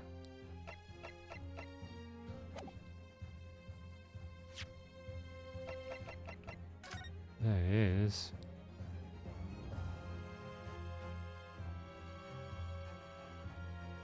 Wait, no. Makes no sense. Oh, okay. I'll start trying and guess. We'll just see where it goes. Oh, but I don't know if I've got an answer to this yet. Have I? Wait, what was the question already? Oh yeah, we have the... He's in the court record. You passed him. Yeah, we have a picture of him, but I thought he would be one of the people involved. Apparently he's not. I have no idea how those glasses can stay on his nose.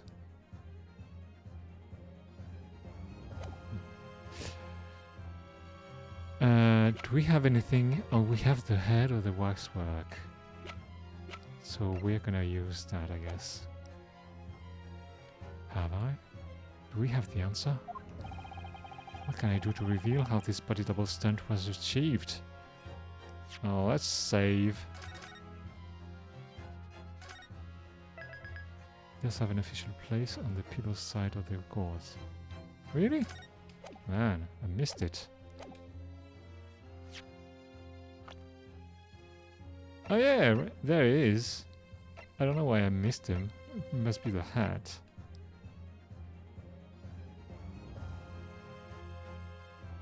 Wait, are those the same glasses? No. Oh, they're not exactly the same. Well, we'll let it slide. Okay, present evidence. Okay, let's try that. Oh, very well. The defense will address my learned friend's concern. Oh, we are calling Van Ziek's our learned friends now? By presenting evidence that reveals the true nature of Mr. Asman's body double. Oh, good gracious. Evidence? I do hope this isn't filibustering, Counsel. Oh, filibustering is very bad, you know. The court is expecting a name. A name? No. If you think you have relevant evidence, present it now. The body double and the birdcage were hiding inside the balloon that was floating above the stage, which means that any witnesses would only have seen the can't talk anymore. Which means that any witnesses would only have seen them from 60 feet away. So, who was it that appeared out of that explosion some 18 meters above the spectators? Wait, he's saying that 30 feet is 9 meters? I thought it was 10 meters. Am I mistaken? So nobody really saw someone that was a body double. Yeah.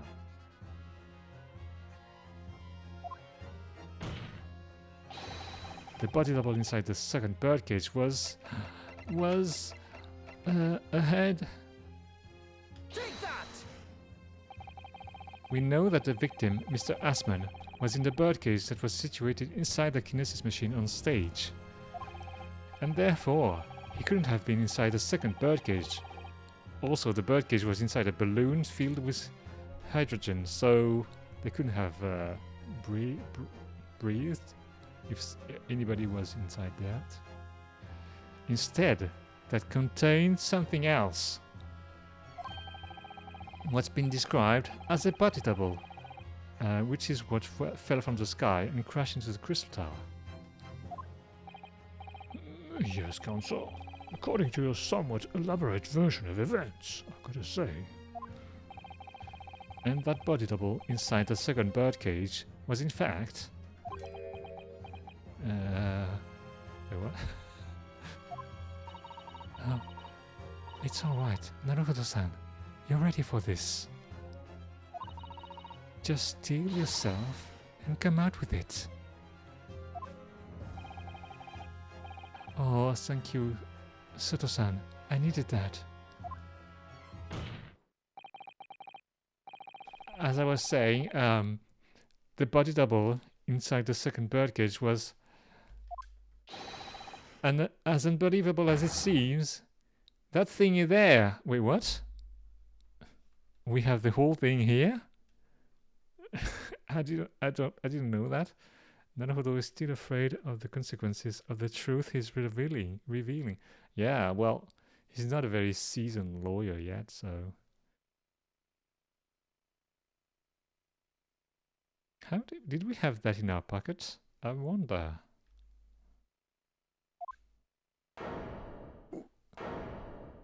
Oh, he's not amused.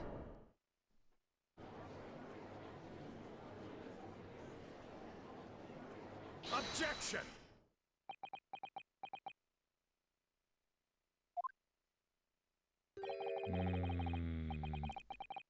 Open your eyes and look into mine, my Nipponiese friend. What? Now tell me. What are you playing at? Is this a farce to you? Is this all a joke? Stand firm now, Ryunosuke. This is time to show your Japanese spirit. As the court will observe, this is a waxwork model. Oh dear. A model, in fact, of an infamous London murderer from 10 years ago. The professor. Objection! You started by indicting the leader of the forensic investigation team as an accomplice in this crime. And now you've moved into indicting Waxworks? Yes, that's about the size of it. But why? And why this waxwork? It looks nothing like the victim. In fact, could hardly resemble him less. What possible justification can you give? If you want to know why, ask Mr. Drebber. Oh, nice deflection.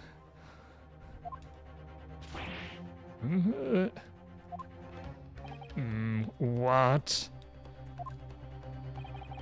Just days before Professor Hairbrain performed his public demonstration, Mr. Drebber abducted this model from Madame Taspel's. Did you say abducted? And 2 days after the incident at the Great Exhibition, he returned it to the museum. Then the timing. Oh, is this true, Mr. Drebber?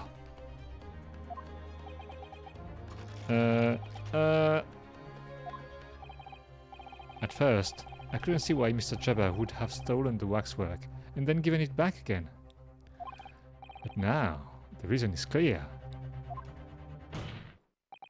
He took it so that he could put it inside a second birdcage as a body double for Mr. Assman.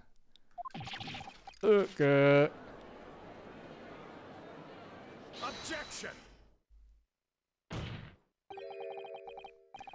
Are you hearing this, ladies and gentlemen of the jury? Are you hearing the defense's astonishing proposal? that the witness fabricated this vast machine with the intention of deceiving some wretched scientists. That he did so in collusion with the country's finest coroner on a public stage in front of a vast audience. And that, to effect the deception, he used a waxwork model that in no way resembles the victim. Are we ready to believe that is this far? Wait. Are we ready to believe this far-fetched tale? What do you decide? Objection!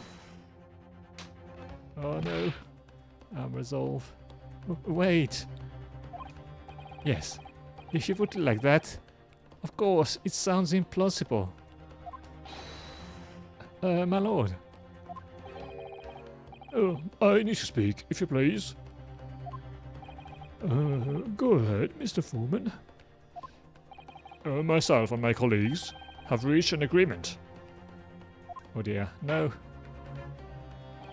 Very good. In that case, ladies and gentlemen of the jury, you will state your leanings for the court to hear now. Guilty! Guilty. Guilty! Guilty! Wait, who's guilty? He's guilty, sure. Kill me!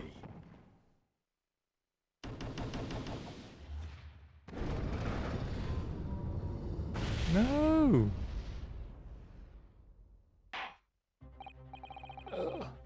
So, as indicated by the foreman, the jury has reached a consensus. They have not reached an agreement. Ryunosuke hasn't explained any of his findings. Yeah, but you know, the jury, they're very quick to... They're very trigger happy with this guilty verdict. Oh, I knew that was going to happen.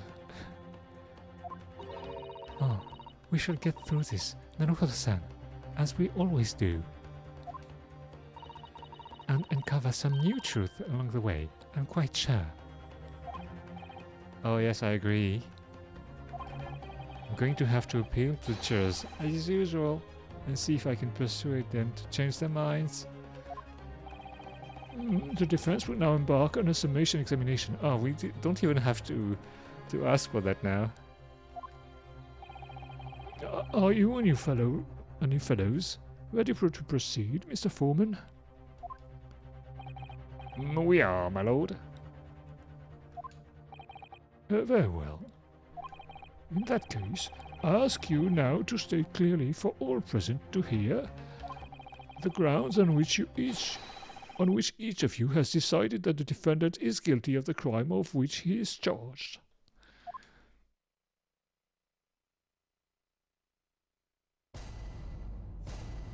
Judicial findings. The jurors' contentions. I've known that woman for years. She should never been an accomplice to anything. Okay.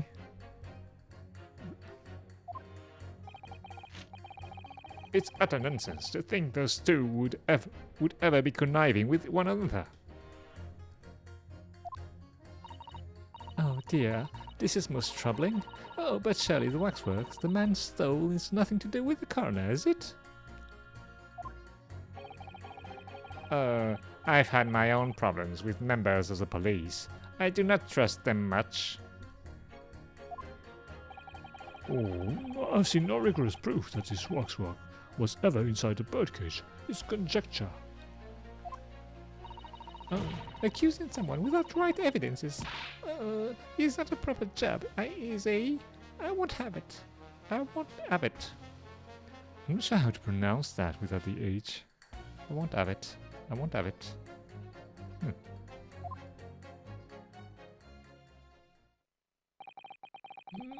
Somewhat unsurprisingly, it seems the introduction of this waxwork model to the proceedings has polarized opinion.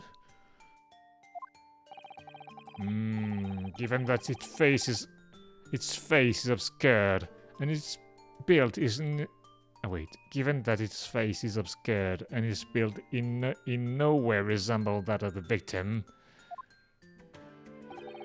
I can only applaud my learned friend's temerity at suggesting it as Mr. Asman's body double. Sounds like we have evidence to provide, since two of them are asking for it. In the summation examination, it doesn't really work like that. We have to find two jurors who have opposing opinions. And sometimes we have to present evidence to convince someone of something, but it's a secondary part of the thing. Oh yes, the applause is deafening. And yes, I know it seems extraordinary. But that's the point. That's why I have a strong feeling. It's actually a greater clue than anyone yet realizes.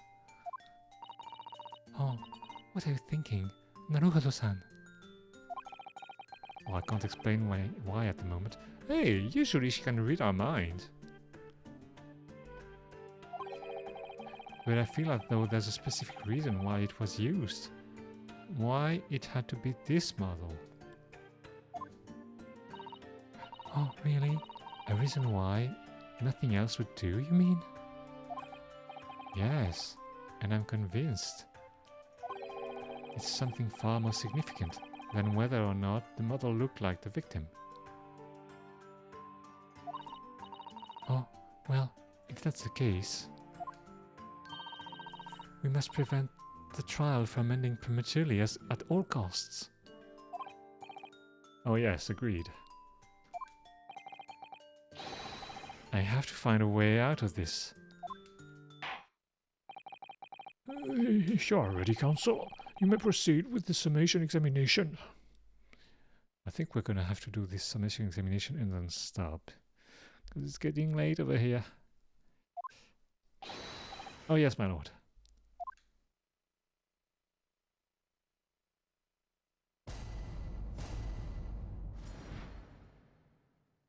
Oof, the defense is rebuttal. Oh, I've known the woman for years. She's never been an accomplice to anything. Hold it! The order of things seems to have changed around here for some reason. Oh yeah. I'm a couple lads. It's a couple's discretion to bend the rules sometimes, when needs must. Oh, what's wrong with that? Nothing? Where do I start? I've been working at the yard for 40 odd years. That's even more than I thought. Sounds more than one person is bending the rules. Oh yeah. When it suits them.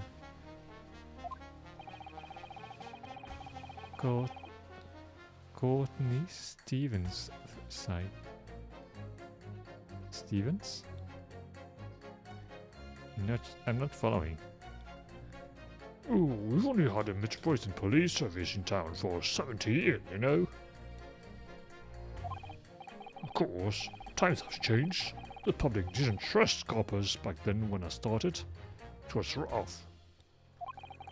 We had to fight crime, and we had to fight to win the public's trust as well. And when we did. Forensic science was in its infancy too, even more than it is now. And she spearheaded the revolution.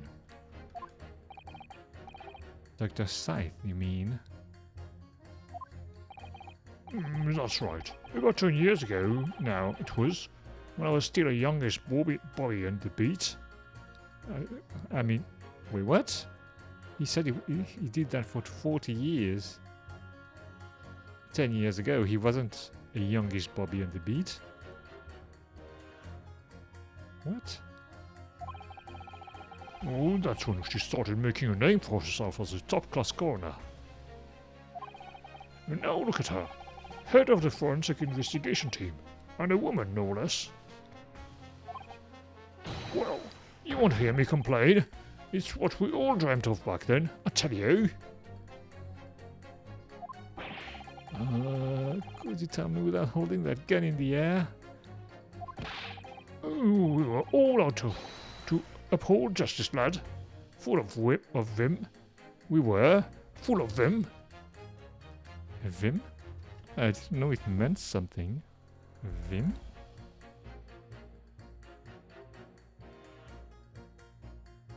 What's vim? Robust energy and enthusiasm. Okay. Life and energy. Vim and vigor. Okay. Oh, that's coming across loud and clear. No, it's utter nonsense to think those two would ever be conniving with one another. Hold it! But we're only just starting to understand this case. He's hiding behind his newspaper. What are you reading there, sir? The man behind those murders on Solapone Street was caught in 2 days flat. That's reporting for you. That's really not relevant to this case, is it? You're wrong there. Because it was Dr. Sai who in charge of examining the bodies, and it was evidence arising from her work that led to the arrest of the scoundrel responsible. Oh. That's right. Oh! That woman is at the forefront of this country's fight against crime. The idea that she's somehow involved in this murky business is a load of old tosh. Tosh? Man. Oh dear. Tosh? Sheer nonsense. Okay.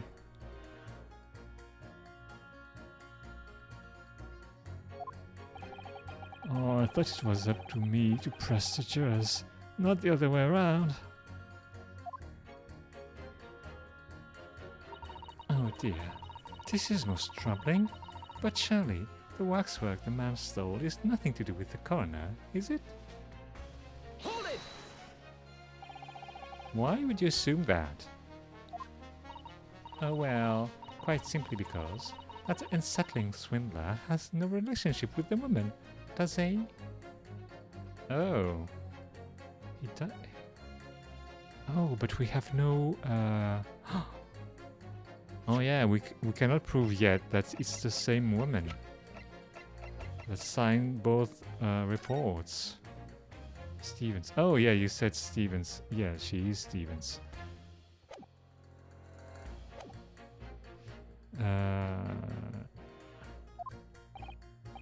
True. As it stands, we don't know of any connection.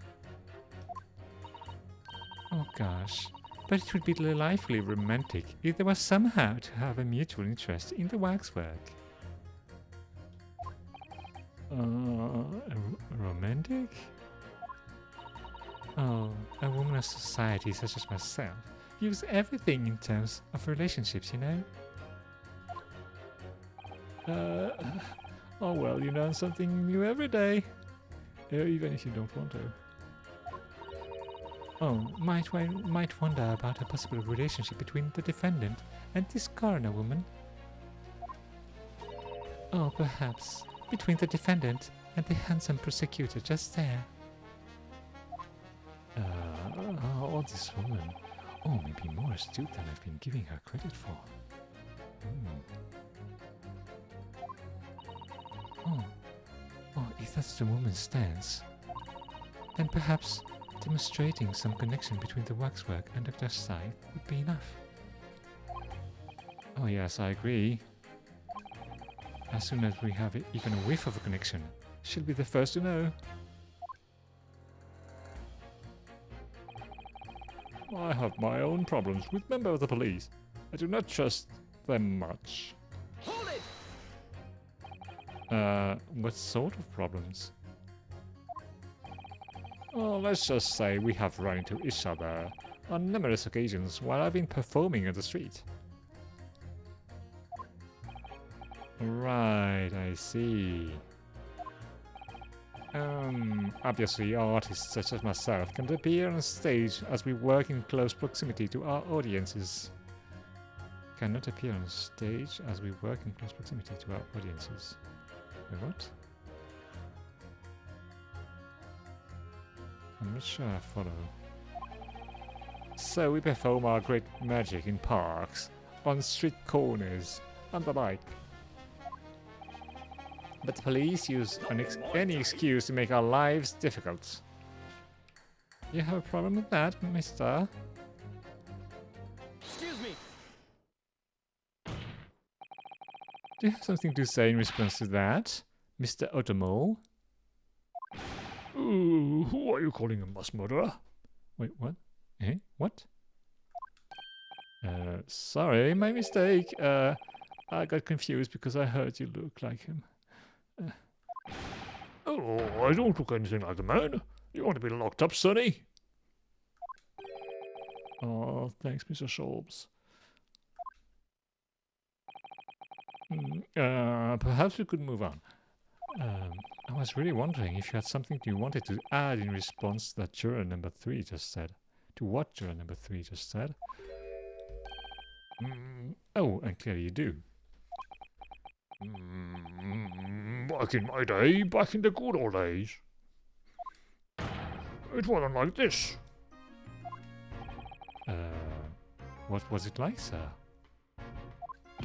Oh, we worked our fingers to the bone to earn the public's trust. We did. And by Jove, we earned it. People respected us back then. Respected you?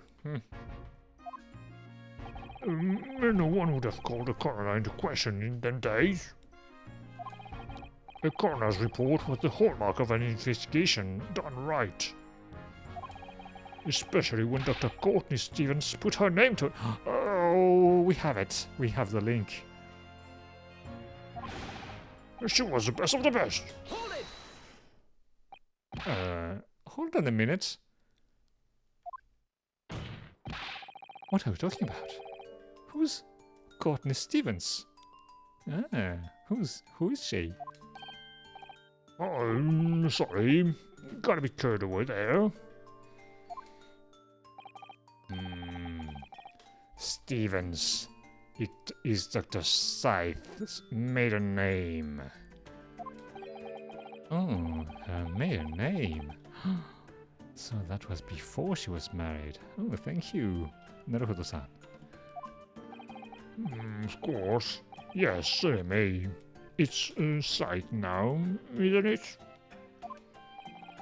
Stevens? I think I've heard that name before. Oh, I'm sure I've seen that name somewhere recently. Where could that be? Oh, anyway, the point is, those were the great days of policing. Not like now. Sorry to interrupt, sir. But do you think you could change your statement to include that name? Oh, yeah, I don't see why not. She was Courtney. She was Courtney Stevens back when I knew her, of course. A legendary coroner even then.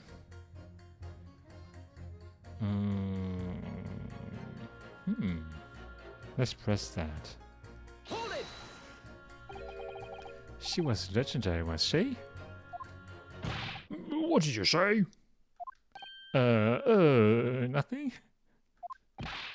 That woman is still the best coroner in the land. Head of the forensic investigation team. Legendary was your description, sir, not mine. Rubbish. That word never passed my lips. I'd never describe anybody that way, ever. Not if they were still in the game. Wait, what?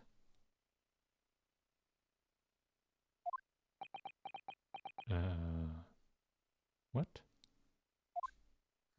I think the point you're trying to make is that Dr. Scythe is an extremely talented coroner. Would that be fair? Oh, it would. If it weren't for the fact that you're trying to drag that legendary woman's reputation through the mud. Well, just said it's legendary. Well, I'm going to pretend I didn't hear that legendary. Okay, such a nonsense to think. Okay, let me save. Okay, so we have nonsense. Those two would ever be conniving with one another. Okay. Oh dear, this is most troubling, but surely the waxwork the man's soul is nothing to do with the coroner, is it? Wait, what was the thing? She was Courtney Stevens back when I knew her, of course. Legendary coroner even then. Okay, oh dear, it's most troubling, but surely the waxwork the man stole is nothing to do with the coroner. Well, I don't think there's any link there. I have my own problem with members of police. I don't trust them much. Okay. I don't think we went through with what he was saying. Okay, let's try that. What sort of problems? Well, let's just say we have run into each other on numerous occasions while I've been performing on the streets. Right, I see. Obviously, artists such as myself cannot appear on stage as we work in close proximity to our audiences. So we perform in our great magic in parks, on street corners, and the like. But the police use any excuse to make our lives difficult. Sometimes, they even cook up a story to extort monies from the poor. His cards had bats on the back. Oh, they had... Oh, yeah. Bat cards.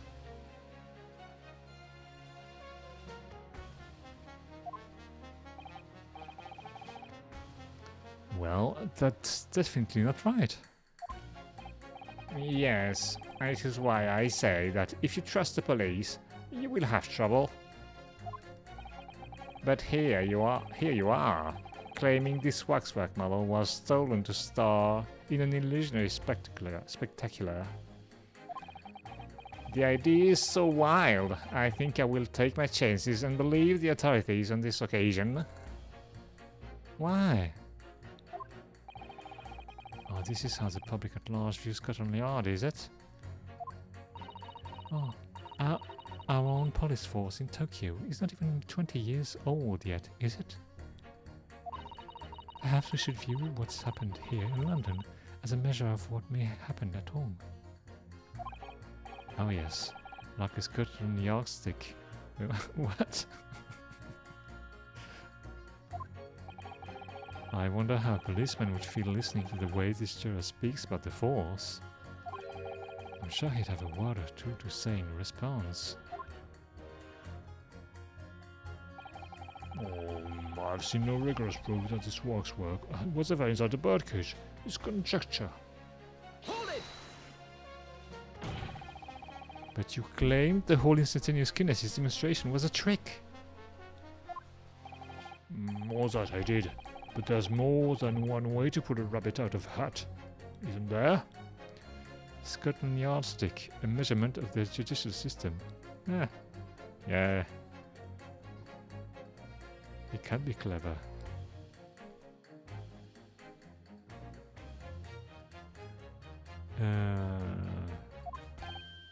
So what? I grant you, given that this cage appeared from a mist and explosion, that have been no need to use a real person. But if a waxwork had been used, the culprit could at least have had the decency to make it look like the victim. Oh, I'm not sure exactly how much criminals are governed by decency. The point is, if you're going to make a claim about that waxwork being inside a birdcage, you need to give us some evidence. Without that, it's just not science. Oh, I suppose we should expect nothing less than a logical argument from a fellow of the Royal Society. But that perhaps means his mind could be changed if we manage to present suitable evidence. Oh, evidence that Professor Waxwork was inside that birdcage. Can I produce that or not? No, I have nothing. Well, I can state quite categorically, sir, that we have no such evidence at the present time. That much was abundantly clear before that brassy proclamation, I assure you.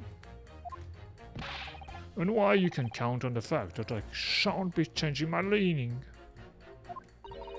Oh dear, that proclamation was even brassier than yours, Naruhodo-san. Oh, if only we had some evidence. Things might be different though. You probably do though. Time to check evidence. Do you think we have it? We have evidence that... Oh yeah! The fragment.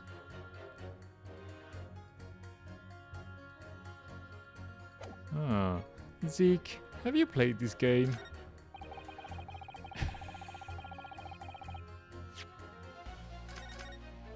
Oh, you know. Just making sure that everything runs okay.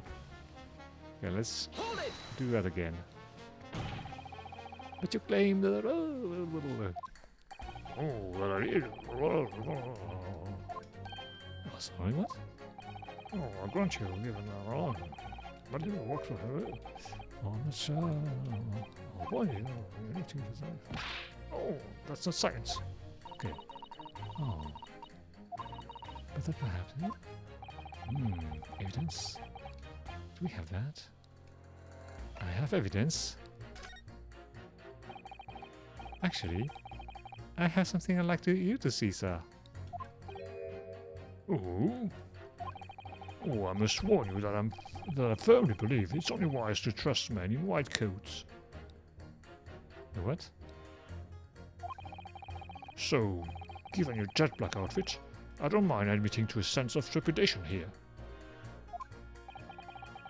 So don't trust anyone in black? Looking at the mirror must be very drying. I do have some evidence that proves the waxwork was inside that birdcage. Namely, a piece of glass. Take that! What's that? A piece of glass? Though it's unusually thick for glass. Yes, it's a piece of broken glass that we found inside the jacket on the waxwork. As you say, it's not ordinary glass though. It's very thick and clearly made for extra strength. Much like the special glass that was developed for the construction of the Crystal Tower.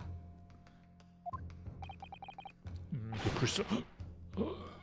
Holy smoke! Exactly.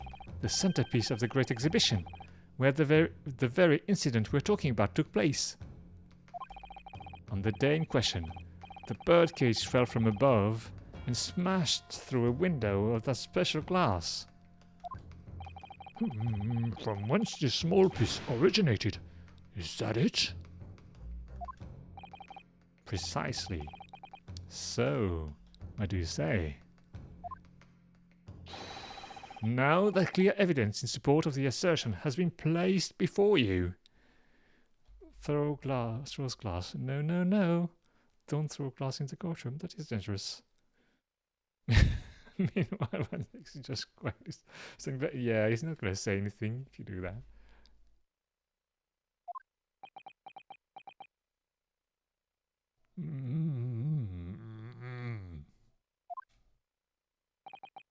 Well, as I said, I only trust men in white coats as a rule. However, when the reasoning is sound, it's fair to say colour shouldn't come into it. In light of what you've shown me here, yes, I feel obliged to change my position on the matter. Oh, in that case, juror number 4, you will amend your statement now, please. The presence of that piece of glass left me in little doubt that the waxwork was indeed inside that birdcage. Okay, so who do we put? Oh, we have to put those two together then. Against each other, I mean. There is evidence. And there is no evidence. Okay. But because I'm quite awkward, I'm just gonna save just in case. Okay. Let's do. Oh wait, let's check that one more time. Okay, no, there's no relationship. Okay, it's those two. It's those two. Objection! Those two statements clearly contradict each other. Oh, good gracious. Oh, to whose statements do you refer, Counsel? Oh, if you could put down your corn for a moment, juror number 5. Oh, you mean me? You've pointed out that it's wrong to make an accusation without evidence. But the accusation that the waxwork model was inside the second birdcage on the day in question is not without supporting evidence, as the defense demonstrated to the juror sitting beside you.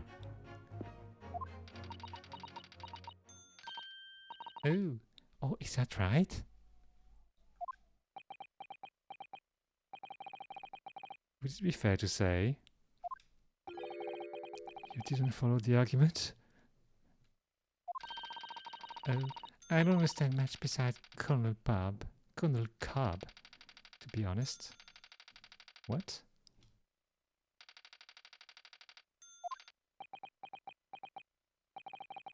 Of course you don't. Oh, if I could interject here. Colonel. Oh! Colonel Cobb. Okay. Pronounced the same way. Oh, please do, sir. Now that assertion of yours about the waxwork has been backed up by some solid evidence, it would be wrong of me as a man of science not to pursue the matter further. It's a quirk of English being weird in spelling against pronunciation. Oh yeah. Gotta say, I can't really follow all those wordplays. Well, me too then. Oh, sorry, what? Really?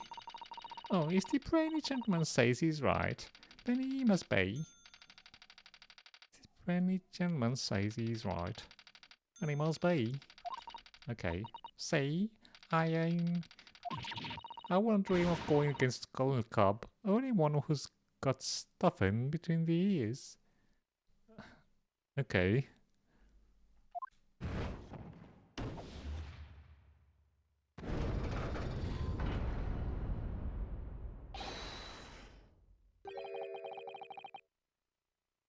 Oh, success.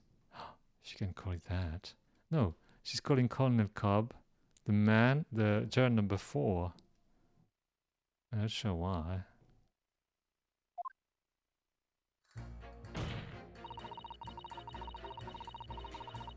Oh, well, of course, if he's got some evidences, that's a whole other cup of corn, ain't it? A lovely job. Okay. Oh, I know it seems a little far-fetched to think that the waxwork model of the professor was in that birdcage, but on the other hand, it explains a lot. Oh, is there really a reason why that particular waxwork had to be used as Mr. Asman's stubble? We must do everything we can to make the jurors understand it. All hail Colonel Corn on the Cobb, the man, the myth, the legend, the ear of corn. Oh yeah. Oh, the truth is, I'm sure that's the key to this. That is the most buzzing part of it too. Oh, in that case, you should see what additional information you can glean whilst trying to change the jurors' minds. If you can read a book whilst eating a rice cracker, Maruho-san, I'm sure you can do this. Wait, what? What? Right, yes.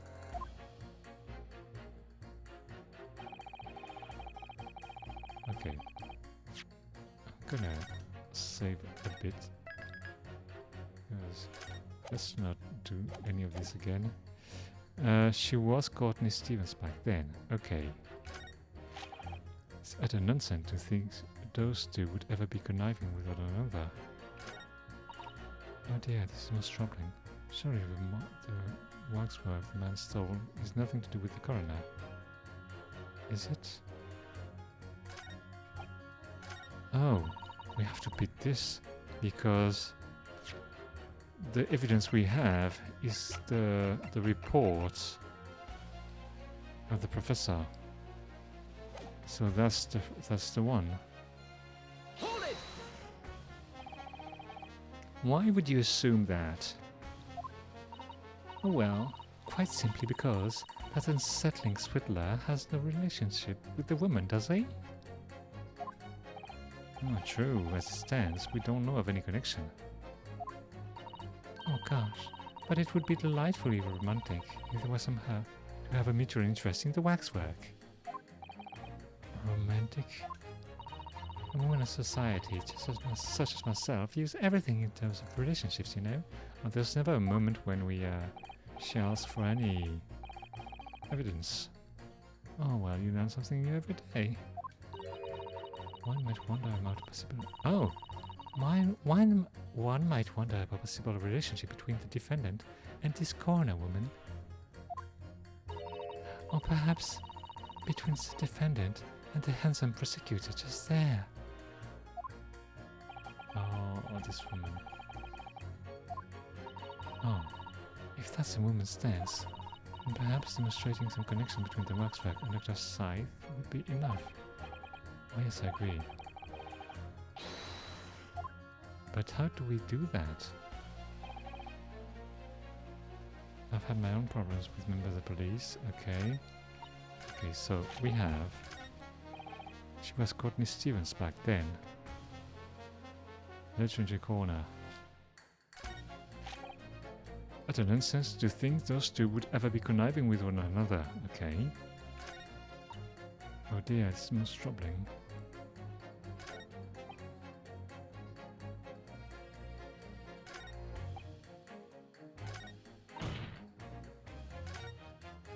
Oh no! Oh, sorry.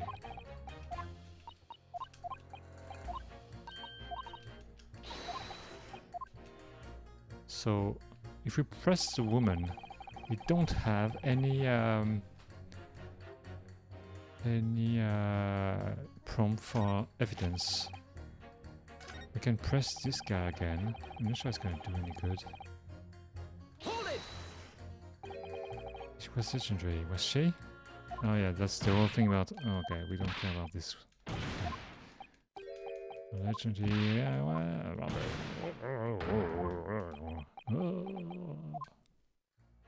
think the point you're trying to make. Okay. I would. What advice you're trying to do? Okay. Okay, so what do you say? Such a nonsense to think those two would ever be conniving with one another. Hold it! But we're only just starting to understand this case. Oh, that's what we had already. Reading there, sir. The man behind the murder on Singapore streets was caught in 2 days flat. That's what for you. That's really not relevant to this case, is it? Oh, you're wrong there. Because it was Dr. Scythe in charge of examining the bodies. And it was evidence arising from her work that led to the arrest of the scoundrel responsible. Oh. That's right. Oh, that woman is at the forefront of this country's fight against crime. The idea that she's somehow involved in this murky business is a load of old tosh. Okay, the torch. Okay. So I need to pit them against one another. Oh dear, this is most troubling. But surely the waxwork man's story has nothing to do with the coroner. I've had my own problems with member of the police. Okay. Such a nonsense to think those two would ever be conniving with one another. Oh dear, this is most troubling. Oh, I don't know.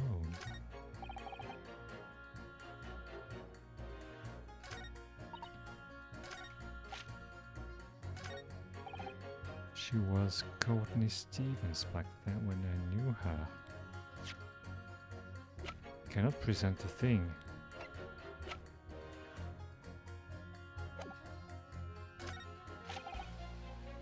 I don't see a contradiction there.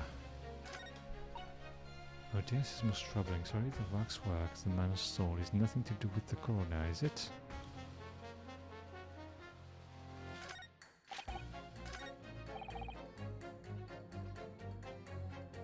Or maybe he knows. Could try that. I mean, I don't have any better idea, so I don't know.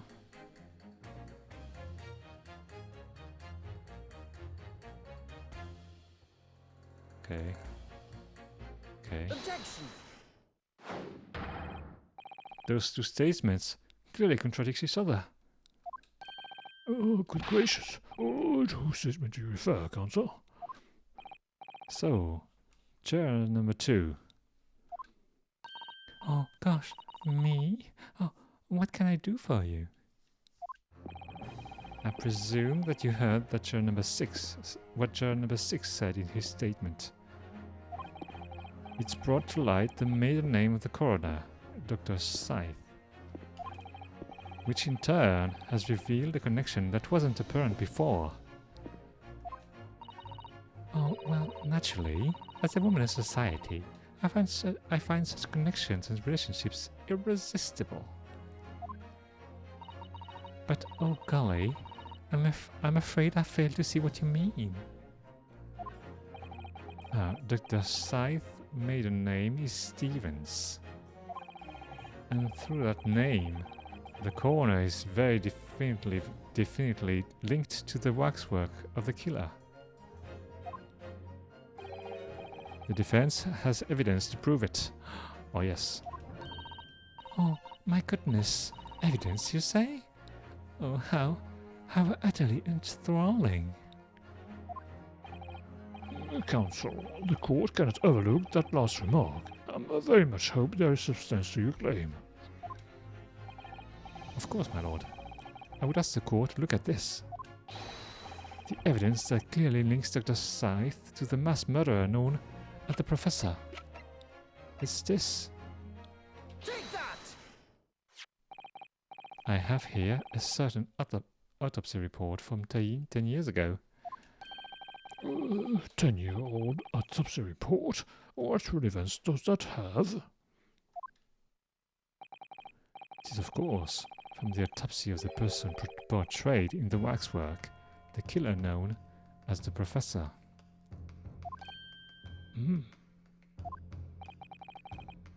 The Professor's? But the man was a capital offender, so... That's right.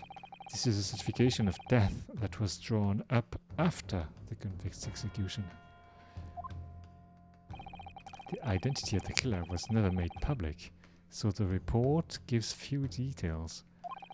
But what's important is the name of the coroner who wrote it. Courtney Stevens. Oh my, Courtney Stevens? Oh, strike a light. It appears the professor's autopsy was conducted by Dr. Scythe 10 years ago. And a few days ago, Mr. Trepper very deliberately stole the waxwork of the professor from Madame Taspel's. A waxwork that doesn't in fact resemble the victim, Mr. Assman, at all. Oh, and do you suppose there's some unseverable relationship between those events? Absolutely. I'm sure of it. There's no doubt in my mind that Professor Case is at the heart of a link that we have yet to uncover. Between Dr. Courtney Scythe and Mr. Enoch Jubber.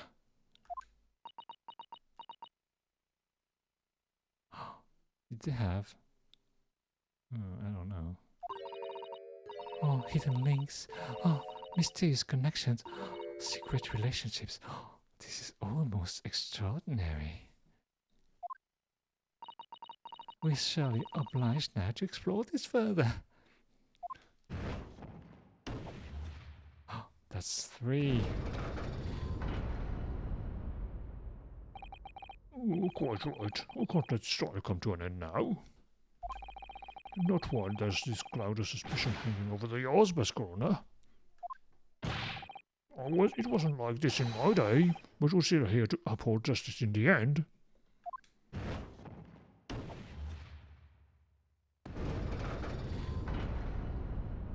Ooh.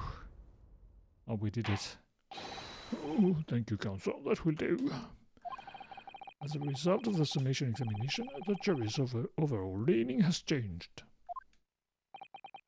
2 jurors now called guilty against 4 who called not guilty. Accordingly, the court has failed to reach a consensus at this time. The trial must continue. Oh, we did it. Oh, well done, Naruto-san. Another wonderful victory.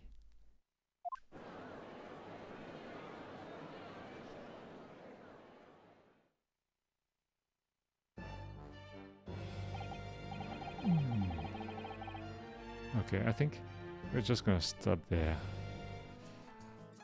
Ooh. Alright.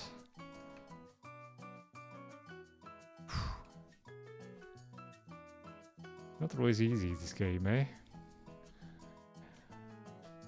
Ah. But I think we made good progress in all that. Okay. I